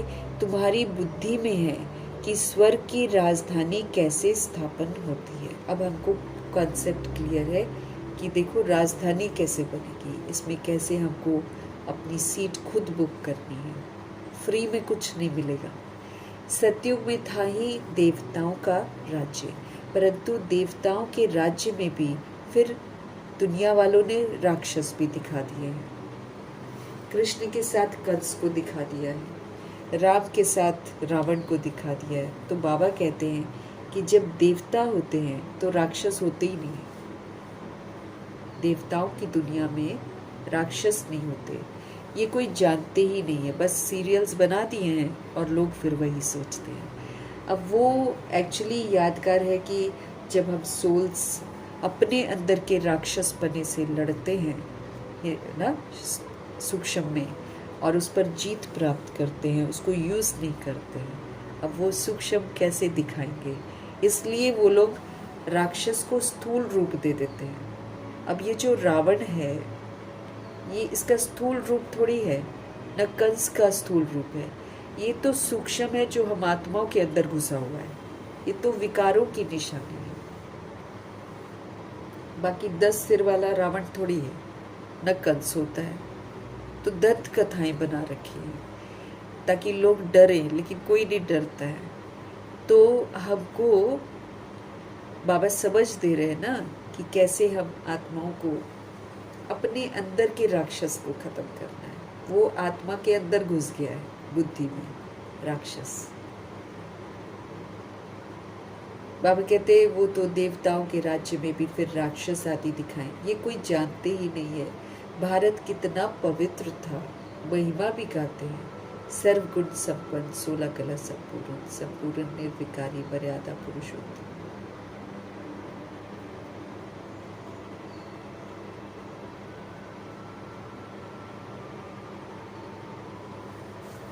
भारत कितना पवित्र था, ये कोई भी जानते नहीं है। महिमा भी गाते हैं, सर्वगुण संपन्न, 16 कला संपूर्ण, संपूर्ण निर्विकारी, मर्यादा पुरुषोत्तम, संपूर्ण अहिंसक। महिमा भी गाते हैं देवताओं की। उन्हों के आगे माथा भी लोग टेकते हैं, है ना। हम लोग भी टेका करते थे पहले। उन्हों के आगे माथा भी टेकते हैं।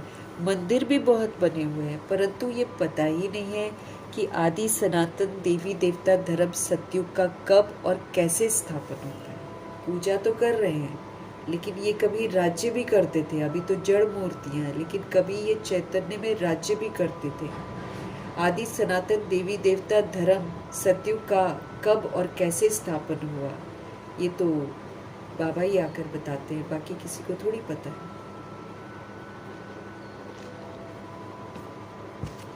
भारत जो कभी इतना ऊंच था, वो नीच कैसे बना, किसी को भी पता नहीं है। कहते हैं ये भावी बनी हुई है, किसको, किसकी भावी है वो भी नहीं समझते। कहेंगे भगवान कराते हैं। ड्रामा की भावी समझे तो समझ में सब कुछ आए कि भाई ड्रामा है। खेल अच्छा खेला तो ठीक था, फिर खेल बिगड़ा तो बिगड़ा हुआ खेल इसी तरीके से खत्म होता है। अगर हम ड्रामा की रीति से समझे तो हमको सारी बातें समझ में आ जाए।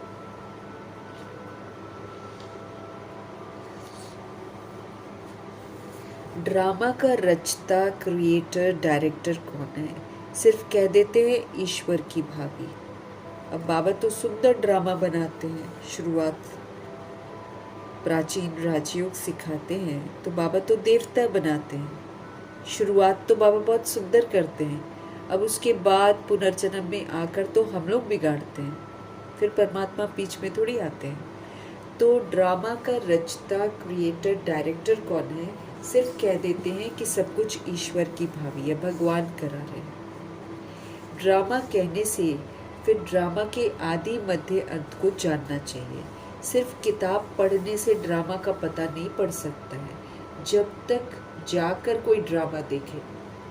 अब ड्रामा पर कोई किताब लिखी हुई हो और वो उसको पढ़ ले, है ना, तो थोड़ी उसको पता चल जाएगा सब कुछ। लेकिन जब वो जाकर देखेगा ड्रामा, तब उसको यथार्थ रीति सब कुछ समझ में आएगा। जब तक जाकर कोई ड्रामा देखे नहीं। जैसे अखबार में भी पढ़ा था, एक श्री कृष्ण चरित्र का ड्रामा बना हुआ है, परंतु देखने बिगर कोई समझ थोड़ी सकता है। देखेंगे तब समझेंगे ड्रामा में ये सब होना है। तुम बच्चे भी ड्रामा को अभी समझते हो। मनुष्य कहते हैं वर्ल्ड की हिस्ट्री, ज्योग्राफी का ये चक्र फिरता ही रहता है, परंतु ये कैसे फिरता है किसी को पता भी नहीं। नाम भी लिखे हुए हैं, सतयुग, त्रेतायुग, द्वापर युग, कलयुग, फिर लिखा है संगम युग। परंतु मनुष्यों ने समझ लिया है कि युगे युगे भगवान आते हैं, हर युग में आते हैं। सतयुग त्रेता का भी संगम होता है, परंतु उस संगम का कोई महत्व नहीं है। वहाँ तो कुछ होता ही नहीं है, ये बातें तुम जानते हो। सत्युगी सूर्यवंशियों ने फिर चंद्रवंशियों को राज्य कैसे दिया? ऐसे नहीं कि चंद्रवंशियों ने सूर्यवंशियों पर जीत प्राप्त की, नहीं। जो चंद्रवंशी का राजा होता है ना, तो सूर्यवंशी राजा रानी उनको राज्य भाग्य का तिलक देकर तख्त पर बिठा देते हैं। राजा राम रानी सीता का टाइटल मिलता है फिर उसको, उनको किसने दिया? कहेंगे सूर्यवंशियों ने ट्रांसफर किया। अब तुम राज्य करो। जो सीन तुम बच्चों ने साक्षात्कार में देखी है, बाकी वहां पर कोई लड़ाई नहीं होती है कि तुम चंद्रवंशी आकर हमला करेंगे सूर्यवंशी, ऐसा नहीं होता।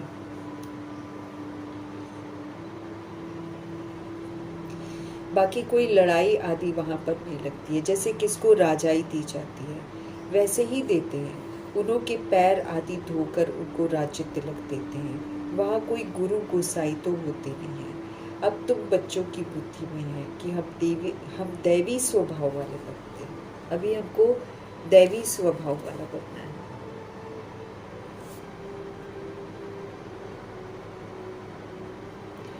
जैसे दुनिया में अगर किसी को राजाई वगैरह देते हैं ना, उन्हों के पैर आदि धोकर उनको राज्य तिलक देते हैं। वह कोई गुरु गोसाई नहीं होता सूर्यवंशी घराने में या सतयुग में।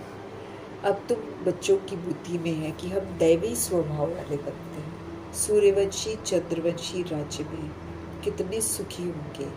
बाबा हमको दुख से निकाल कर सुख में लेकर जाते हैं और कोई सुखी बना न सके सिवाय परमपिता परमात्मा के। क्योंकि बाबा रीजन देते हैं कि सुख कब होता है। पवित्रता से सुख मिलता है, शांति मिलती है।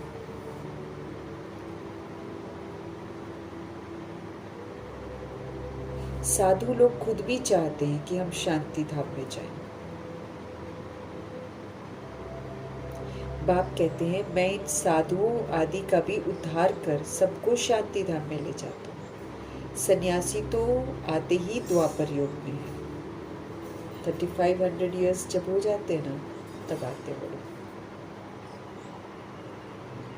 स्वर्ग में हम देवताएं ही रहते हैं, वहाँ भी सेक्शन अलग अलग है। सूर्यवंशियों का अलग, चंद्रवंशियों का अलग, फिर बाद में इस्लामी, बौद्धि, सन्यासी आदि जो भी आते हैं, सबका सेक्शन अलग अलग बना हुआ है। जब हम राज्य करते थे तो दूसरा कोई था ही नहीं। कोई बौद्धि, कोई इस्लामी, कोई सन्यासी नहीं था जब देवी देवता राज्य करते हैं। मूल वतन में भी ऐसी माला न परवार बनी हुई है। जैसे हम यहाँ पर पाठ बजाते हैं, नंबरवार आते हैं, वैसे ही वहाँ भी सब नंबरवार है। आदि सनातन देवी देवता धर्म वालों की ही पहली बिरादरी है। फिर और बिरादरियाँ निकलती हैं। ये बिरादरी है बड़ी, और दूसरे जो धर्म स्थापक आते हैं ना, सब उनसे निकले हुए हैं। तुम कहेंगे इस्लामियों की है सेकंड नंबर बिरादरी, फिर बौद्धियों की बिरादरी थर्ड नंबर में, तुम है फर्स्ट, बाकी हद की और छोटे छोटे तो लाखों होंगे। यहाँ तो मुख्य है 4 बिरादरी। पहले हम आते हैं, फिर इस्लामी आते हैं, बौद्धि आते हैं, क्रिश्चियन आदि आते हैं। अभी तुम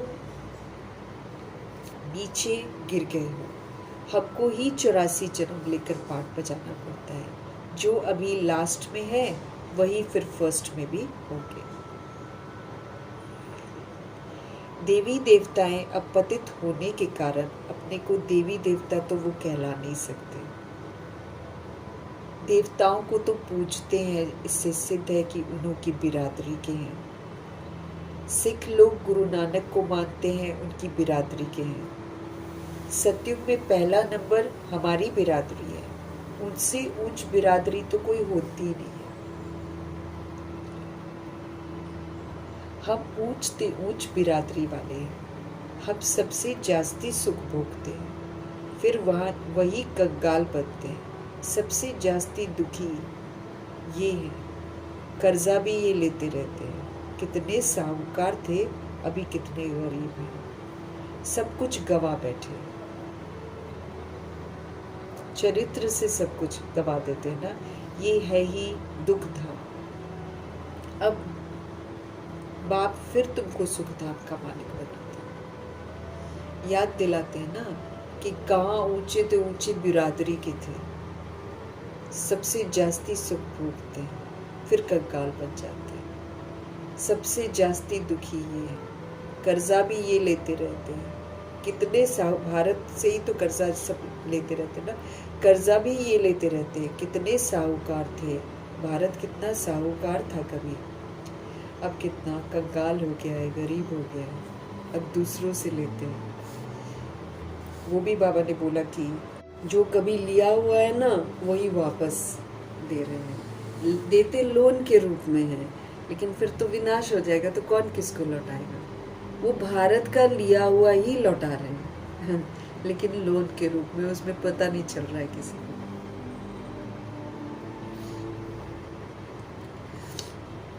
कभी कितने साहूकार थे, अभी कितने गरीब हैं, सब कुछ गवा बैठे हैं। ये है ही दुख धाम। अब बाप फिर तुमको सुख धाम का मालिक बनाते, बाकी सब चले जाएंगे शांति धाम।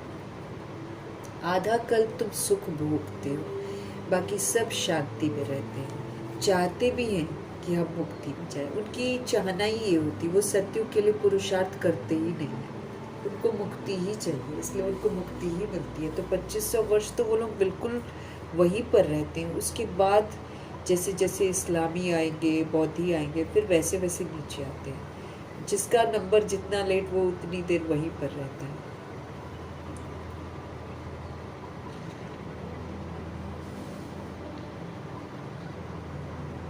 सब चाहते भी हैं कि हम मुक्ति में जाएं। सुख को तो कागविष्टा समान समझते हैं सन्यासी, वो तो कहते हैं ऐਵੇਂ ही है सुख, थोड़े समय का ही है, फिर उसके बाद दुखी दुखी, इसलिए वो घर छोड़ देते हैं। लेकिन फिर गृहस्थियों में फंस जाते हैं, उन्हीं से लेकर खाते हैं, फिर उनका हिसाब किताब उनके जैसा बन जाता है, फिर गर्भ जेल में जाते हैं।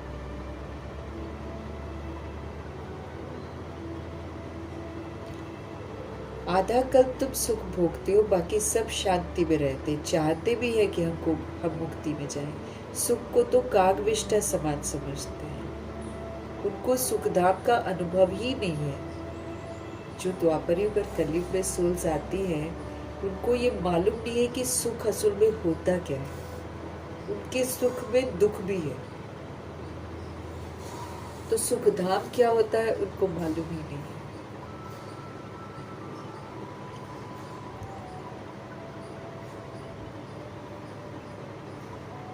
बाबा कहते हैं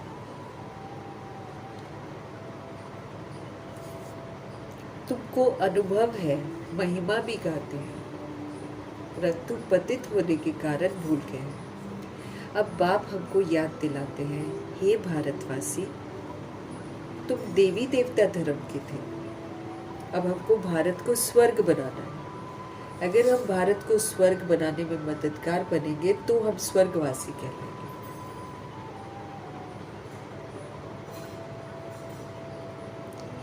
तो हे भारतवासी, तुम देवी देवता धर्म के हो, द्वापर से नाम बदली कर दिया है, देवता धर्म वाले ही पतित बनते हैं।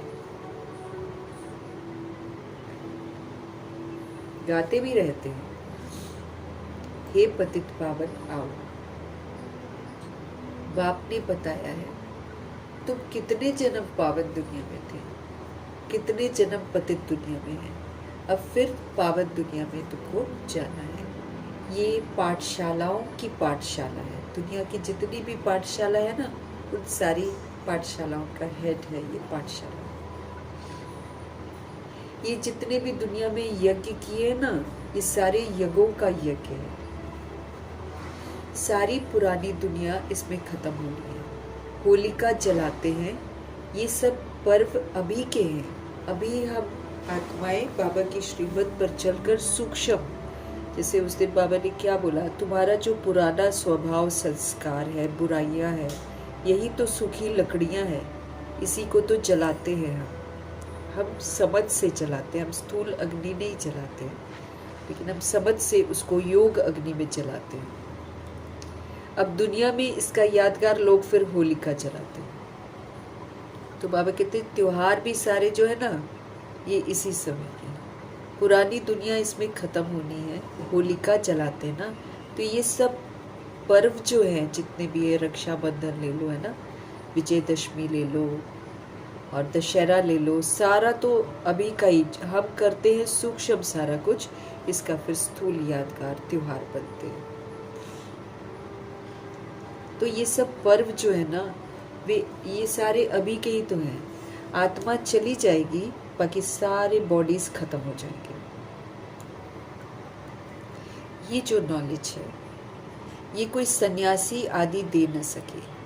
गीता में कुछ है परंतु आटे में लून थोड़ा सा, बस 4-5 महावाक्य हैं बाबा के, बाकी आटे में नमक कम ही डालते हैं ना, ज़्यादा नहीं डालते हैं, थोड़ा डालते, कई लोग डालते हैं। तो ये आटे में नमक जितना सत्य है गीता में, थोड़े से महावाक्य हैं बाबा के, बाकी सारी मनुष्य मत है।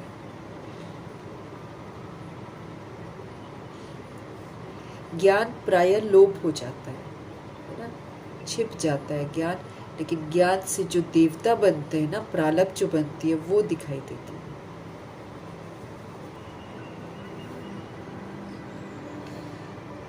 शिव बाबा कहते हैं हमने ये यज्ञ रचा है, इनमें तन मन धन सब स्वाहा करते हैं। बाबा ने ये यज्ञ रचा है और इसमें तन मन धन सब स्वाहा करते हो, जीते जी मरते हो, ये ज्ञान तुमको अभी मिल रहा है। ज्ञान जो है जब देवता बन जाते हैं तो ज्ञान थोड़ी रहता है। प्राय लोप का मतलब है कि ज्ञान नहीं होता है, लेकिन ज्ञान की जो प्रालब्ध है उसका जो यादगार है वो रहता है, पूरा अविनाशी है। जब देवी देवता चैतन्य में नहीं है तो उनके जड़ चित्र हैं। ज्ञान अविनाशी है, इसलिए इसकी प्रालब्ध का स्वरूप और इसका यादगार सब कायम रहता है, ये कभी भी छिपता नहीं। बाबा कहते हैं हमने ये यज्ञ रचा है, इनमें तन मन धन सब स्वाहा तुम करते हो, जीते जी तुम मरते हो, फिर तन को मन को धन को शिव बाबा की श्रीमत पर यूज करते हो, है ना। तो इसको बोलते जीते जी मरना। भगवान की अमानत समझते हो, अपना नहीं समझते हो। तो ये ज्ञान तुमको कब मिले? अभी मिल रहा है ना आपको ज्ञान बाबा से। अच्छा, मीठे मीठे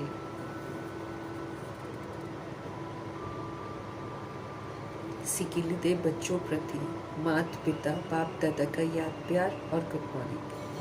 रूहानी बाप की रूहानी बच्चों को नमस्ते। हम रूहानी बच्चों की भी रूहानी बाप को दिल से, जान से, सिख से, प्रेम से, अदब से, पूरे रिस्पेक्ट से, पूरे रिगार्ड से, पूरी मोहब्बत से प्यार भरी नमस्ते और तहे दिल से मीठे परमपिता परमात्मा जी का धन्यवाद। धन्यवाद करते हुए आज की धारणा के लिए मुख्य सार है, सुख धाम में जाने के लिए, सुख धाम में जाने के लिए अपना दैवी स्वभाव हमको बनाना है। अगर हम चाहते हैं कि हम सुख धाम में जाएं, भगवान द्वारा स्थापन जन्नत में जाएं, तो फिर हमें अपना स्वभाव यहाँ पर दैवी बनाना है। दैहिक नहीं, दैहिक स्वभाव किचड़ा सारा खत्म करना पड़ेगा। अब ये नहीं कि किसी ने आकर मेरे दैवी स्वभाव को खराब कर दिया, वो नहीं सुनेंगे बाबा। दैवी स्वभाव बनाना मीन्स हमेशा ही फिर दैवी स्वभाव रखना है, उसमें सत्यता हो, उसमें दिव्यता की सभ्यता हो। ड्रामा के आदि मध्य अंत के राज को बुद्धि में रख हमको सदा हर्षित रहना है।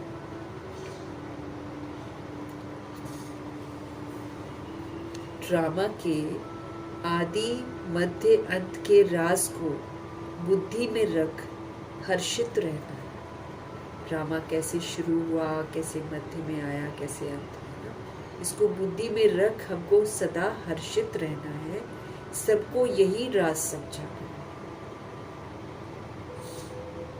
राज जो बाबा ने हमको बताया वो राज फिर रूहों के साथ शेयर करना है। स्वराज्य लेने के लिए हमको क्या करना पड़ेगा? इस बेहद यज्ञ में हमको जीते जी अपना तन मन धन स्वाहा करना पड़ेगा। अगर हम चाहते हैं कि हम अपना स्वराज्य वापस लें, तो ये जो बेहद का यज्ञ बाबा ने रचा हुआ है, इसमें मुझे जीते जी अपने तन मन धन को स्वाहा करना है, प्रभु के हवाले करना है। फिर बाबा उसको अमानत के रूप में हमको देंगे, फिर बाबा के डायरेक्शन पर उसको यूज करना।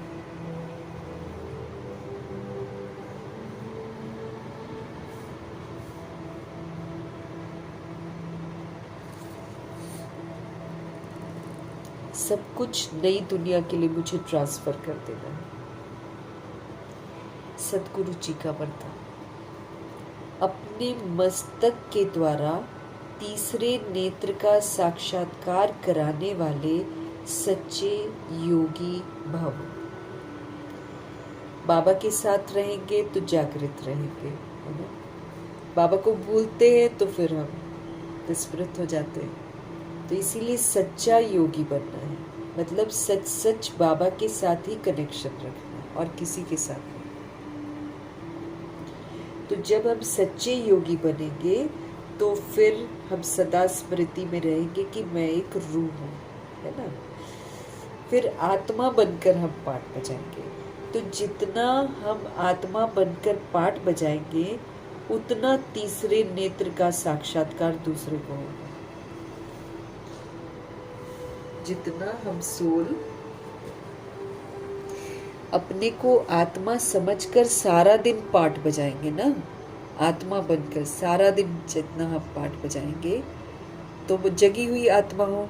जितना हम जगे होंगे उतना ही साक्षात्कार कराने वाले बनेंगे।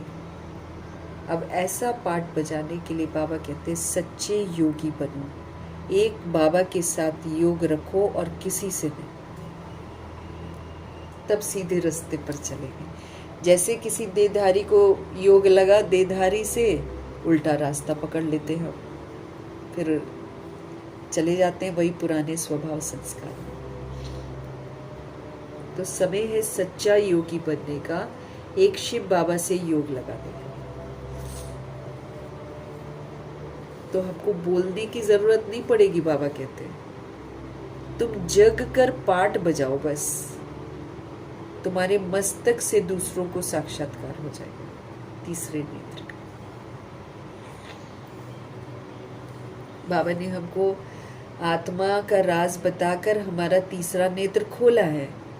अब मेरी ड्यूटी है कि आत्मा समझकर इस राज को समझते हुए मैं पाठ बजाऊं। अगर मैं इसमें कामयाब हो जाती हूँ तो मस्तक के द्वारा तीसरे नेत्र का साक्षात्कार कराने वाले हम बन जाएंगे।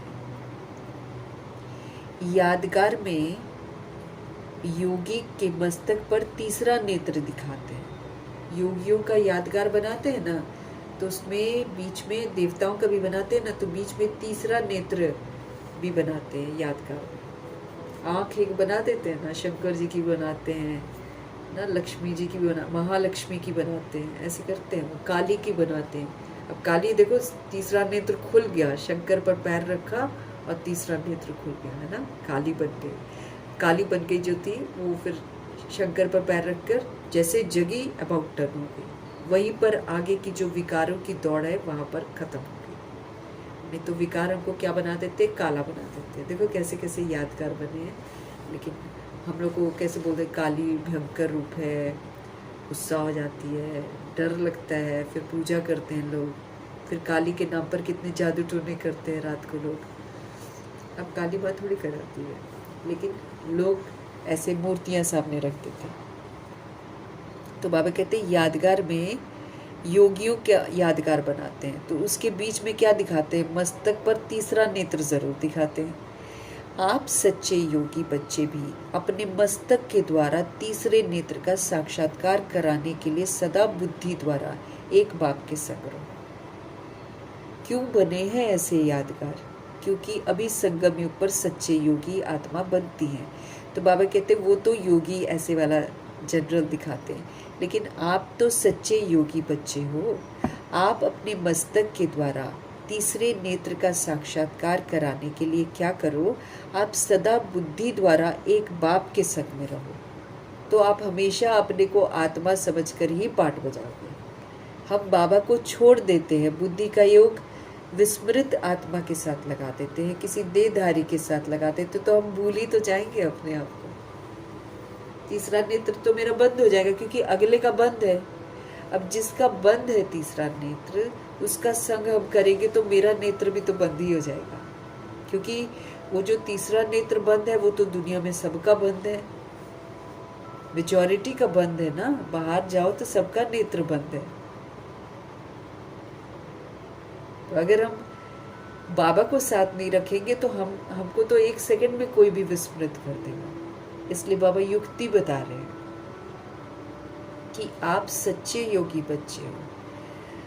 आपके मस्तक द्वारा तीसरे नेत्र का साक्षात्कार होना चाहिए। ऐसा साक्षात्कार कराने के लिए सदा बुद्धि द्वारा आप एक बाप के संग में रहो। सदा बुद्धि के द्वारा आप क्या करो, आप एक बाप के संग में रहो।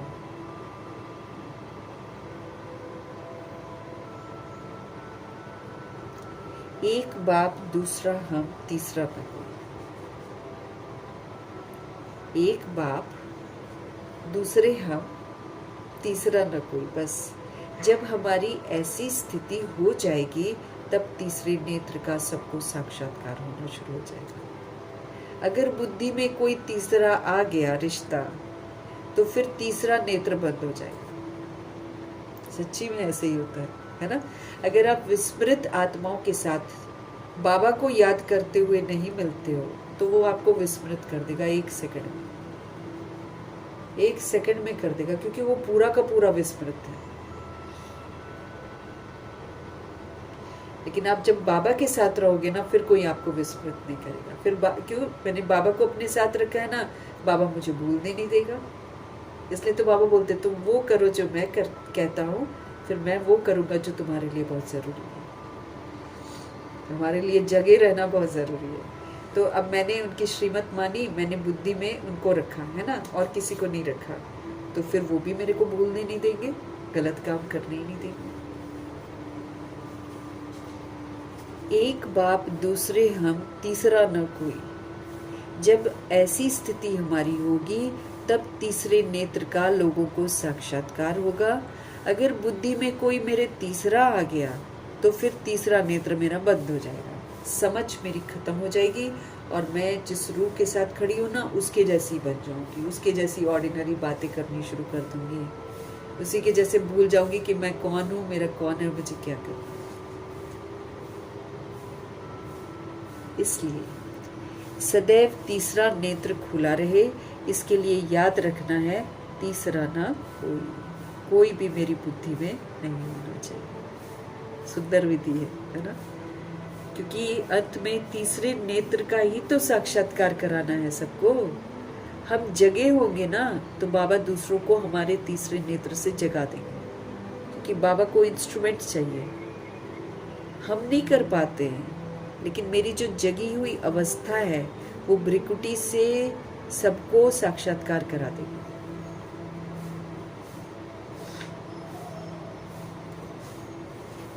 जगी हुई अवस्था मीन्स बाबा साथ है। तो साक्षात्कार वाली सेवा के लिए ही तो बाबा हमको तैयार कर रहे हैं। तो जितने हम सोल कॉन्शियस बनेंगे ना, जगे हुए रहेंगे, उतना लोगों को साक्षात्कार होगा। अब उसके लिए बाबा कहते हैं तुम मुझे हमेशा अपने साथ रखो। तो इसके लिए क्या करना है, हमको याद रखना है, तीसरा न कोई, मैं और मेरा बाबा, बस। श्लोक। प्रश्नचित बनना मतलब परेशान होना और दूसरों को परेशान करना। अब रूहें अपने अपने तरीके से पाठ बजाएंगे, ठीक। सबकी अपनी अपनी रिकॉर्डिंग है, जो कल पहले उसने किया वही वो करेगा। खराब रिकॉर्डिंग हो, अच्छी रिकॉर्डिंग हो, लेकिन वो उसके परवश होकर करेंगे। अब बाबा कहते तुम नेगेटिव मत देखना, और तुम उसके पार्ट को देखकर दिल शिकस्त भी मत होना, तुम प्रश्न भी मत करो। अब दुनिया में इतना कुछ सब कर रहे हैं, सत्ताएं अस्त व्यस्त कर रहे हैं। अब अगर हम प्रश्न करते हैं, जैसे कि हम लोग देखते भी हैं, राह चलते भी हैं, लोग दुखी हैं, परेशान हैं, सत्ता को लेकर अपना खून जलाती रहती हैं, बोल बोलकर आपस में डिस्कशन कर करके वो लोग खून जलाते हैं। सत्ता थोड़ी सुन रही है कोई भी, वो तो एंजॉय कर रही है। और इस यूनिवर्स का नियम है कि जब हम किसी के लिए बैड सोचते हैं तो यूनिवर्स उसकी मदद करता है जिसके लिए बैड सोच रहा है, और जो बैड सोच रहा है उसका फिर बुरा होता रहता है। तो सारा जो सत्ता वाले गलत काम कर रहे हैं, उसका सारा भार और पाप का सारा बोझ तो दुनिया लिए जा रही है, तो यूनिवर्स उसका साथ देती है जिसके सारे खिलाफ है और जो अपने कुड़ते रहते हैं वो फिर दुखी परेशान होते रहते हैं। इसलिए बाबा ने हम आत्माओं को बोला है कि कलयुग में कलयुग की बातें ही होंगी। कलयुग अशांति की दुनिया है, अपवित्रता की दुनिया है, तो यहाँ पर अपवित्रता और अशांति ही होनी है। अब हम सोचे इसमें सतयुग आ जाए। अब जैसे हमको दूषित खाना मिल रहा है ना, तो अब इतने जन्म हमने यूज किया है, फिर हम बैड बने हैं, तभी तो दूषित हुआ है। हम बॉडी कॉन्शियसनेस में आए हैं, तो देह अभिमान में आकर ही तो आज सारा अनाज दूषित है। अब हम खरीद कर भी लाते हैं तो सारा काम क्रोध लोभ मोह अहंकार वाला अनाज आ रहा है हमारे घर में, बेचने वाला वैसे ही। अब उसको ला कर फिर हम धोते हैं, बाबा की याद में बनाते हैं, तब उसमें ताकत आती है। नहीं तो ताकत नहीं मिलने वाली, चाहे हम जितनी मर्जी चीजें खाते जाएं, अगर हम बाबा की याद में नहीं खाते हैं तो कलयुग ही होगा। बाबा कहते हैं इसमें कलयुग की पाठ ही लोग बजाएंगे। इसमें किसी पर भी प्रश्न करना मेरी बेसमझी है, उससे हम खुद को परेशान करते हैं और फिर परेशान दूसरों को भी करते हैं जिनके साथ हम बात करते हैं। तो प्रश्नचित बनना मतलब परेशान होना। खुद तो हम परेशान हो ही जाते हैं, फिर हम दूसरी रूह के साथ उसको भी परेशान कर देते प्रश्न करके, ऐसा क्यों, वैसा क्यों, वगैरह वगैरह। इसलिए बाबा ने हमको बोला है ड्रामा में कुछ भी हो तुमको क्वेश्चन नहीं करना है, तुमको करेक्शन भी नहीं करना है, तुमको कुछ देखकर रिएक्ट भी नहीं करना है, तुमको किसी को देखकर रिजेक्ट भी नहीं करना है, तुमको कुछ नहीं उल्टा करना है। हमारे को बाबा ने ये बोला, अगर हम करेंगे तो हम खुद ही परेशान होंगे, क्योंकि बिगाड़ा हमने है, अब हमको है सुधारना। तो पॉजिटिव सोच कर ही हम सुधार सकते हैं। पॉजिटिव प्योर पावरफुल थॉट से हमको सुधारना है सब कुछ। तो अगर हम प्रश्न करेंगे तो हम पॉजिटिव प्योर पावरफुल कहाँ से सोचेंगे? नहीं सोच पाएंगे। अव्यक्त इशारे हमको मिल रहे हैं, हमको सदा हर्षित रहना है। अब सदा हर्षित कैसे रह सकते हैं? बाबा कहते हैं सरल बनाओ, सरल बन जाओ, साफ हो जाओ, शुद्ध हो जाओ, इनोसेंट हो जाओ, सरल। बातें छोड़ो, बातें तो आती जाती रहेंगी। और सहनशील बन जाओ। इसके लिए फिर हमको क्या करना पड़ेगा? सहनशील भी बनना पड़ेगा, सहन करना पड़ेगा हमको। जो जैसे कर्म करता है वैसा उनका नाम भी पड़ता है। कर्म यदि श्रेष्ठ है तो नाम पड़ेगा श्रेष्ठ मणि। श्रेष्ठ मणि बनने के लिए मन वाणी कर्म में सरलता और सहनशीलता, ये दोनों गुण बहुत ज़रूरी है, तभी हम अच्छे बन सकते हैं। अगर सरलता है और सहनशीलता नहीं है तो भी श्रेष्ठ नहीं है। इसलिए सरलता और सहनशीलता दोनों साथ साथ चाहिए, एक से नहीं चलेगा, दोनों चाहिए। सरल मीन्स सारी पुरानी बातें भूल जाओ, दैहिक जटिलपन छोड़ दो और इजी हो जाओ। ओके, ड्रामा सब विस्मृत है, कोई नहीं, भोले भाले बन जाओ। किसी की बात का बुरा मत, लेकिन इसके लिए मुझे क्या करना पड़ेगा, सहन तो करना पड़ेगा। अब अगला तो बैड करेगा, हमको सरल रहना पड़ेगा। तो सरलता और सहनशीलता दोनों इकट्ठी चाहिए। जो जैसे कर्म करता है वैसा उनका नाम भी पड़ता है। अगर वो श्रेष्ठ कर्म करता है तो उसको श्रेष्ठ मणि का टाइटल मिलता है। जो श्रेष्ठ मणि बनने वाली सोल होगी वो मन वाणी कर्म में सरलता होगी, उसके सहनशीलता होगी। ये दोनों गुण उसके अंदर बहुत ज़रूरी होंगे। अगर सरलता है और सहनशीलता नहीं है तो भी बाबा उसको श्रेष्ठ नहीं कहेंगे। इसलिए सरलता भी चाहिए और सहनशीलता भी चाहिए, और दोनों साथ साथ चाहिए। इसका भी ध्यान आपको रखना है।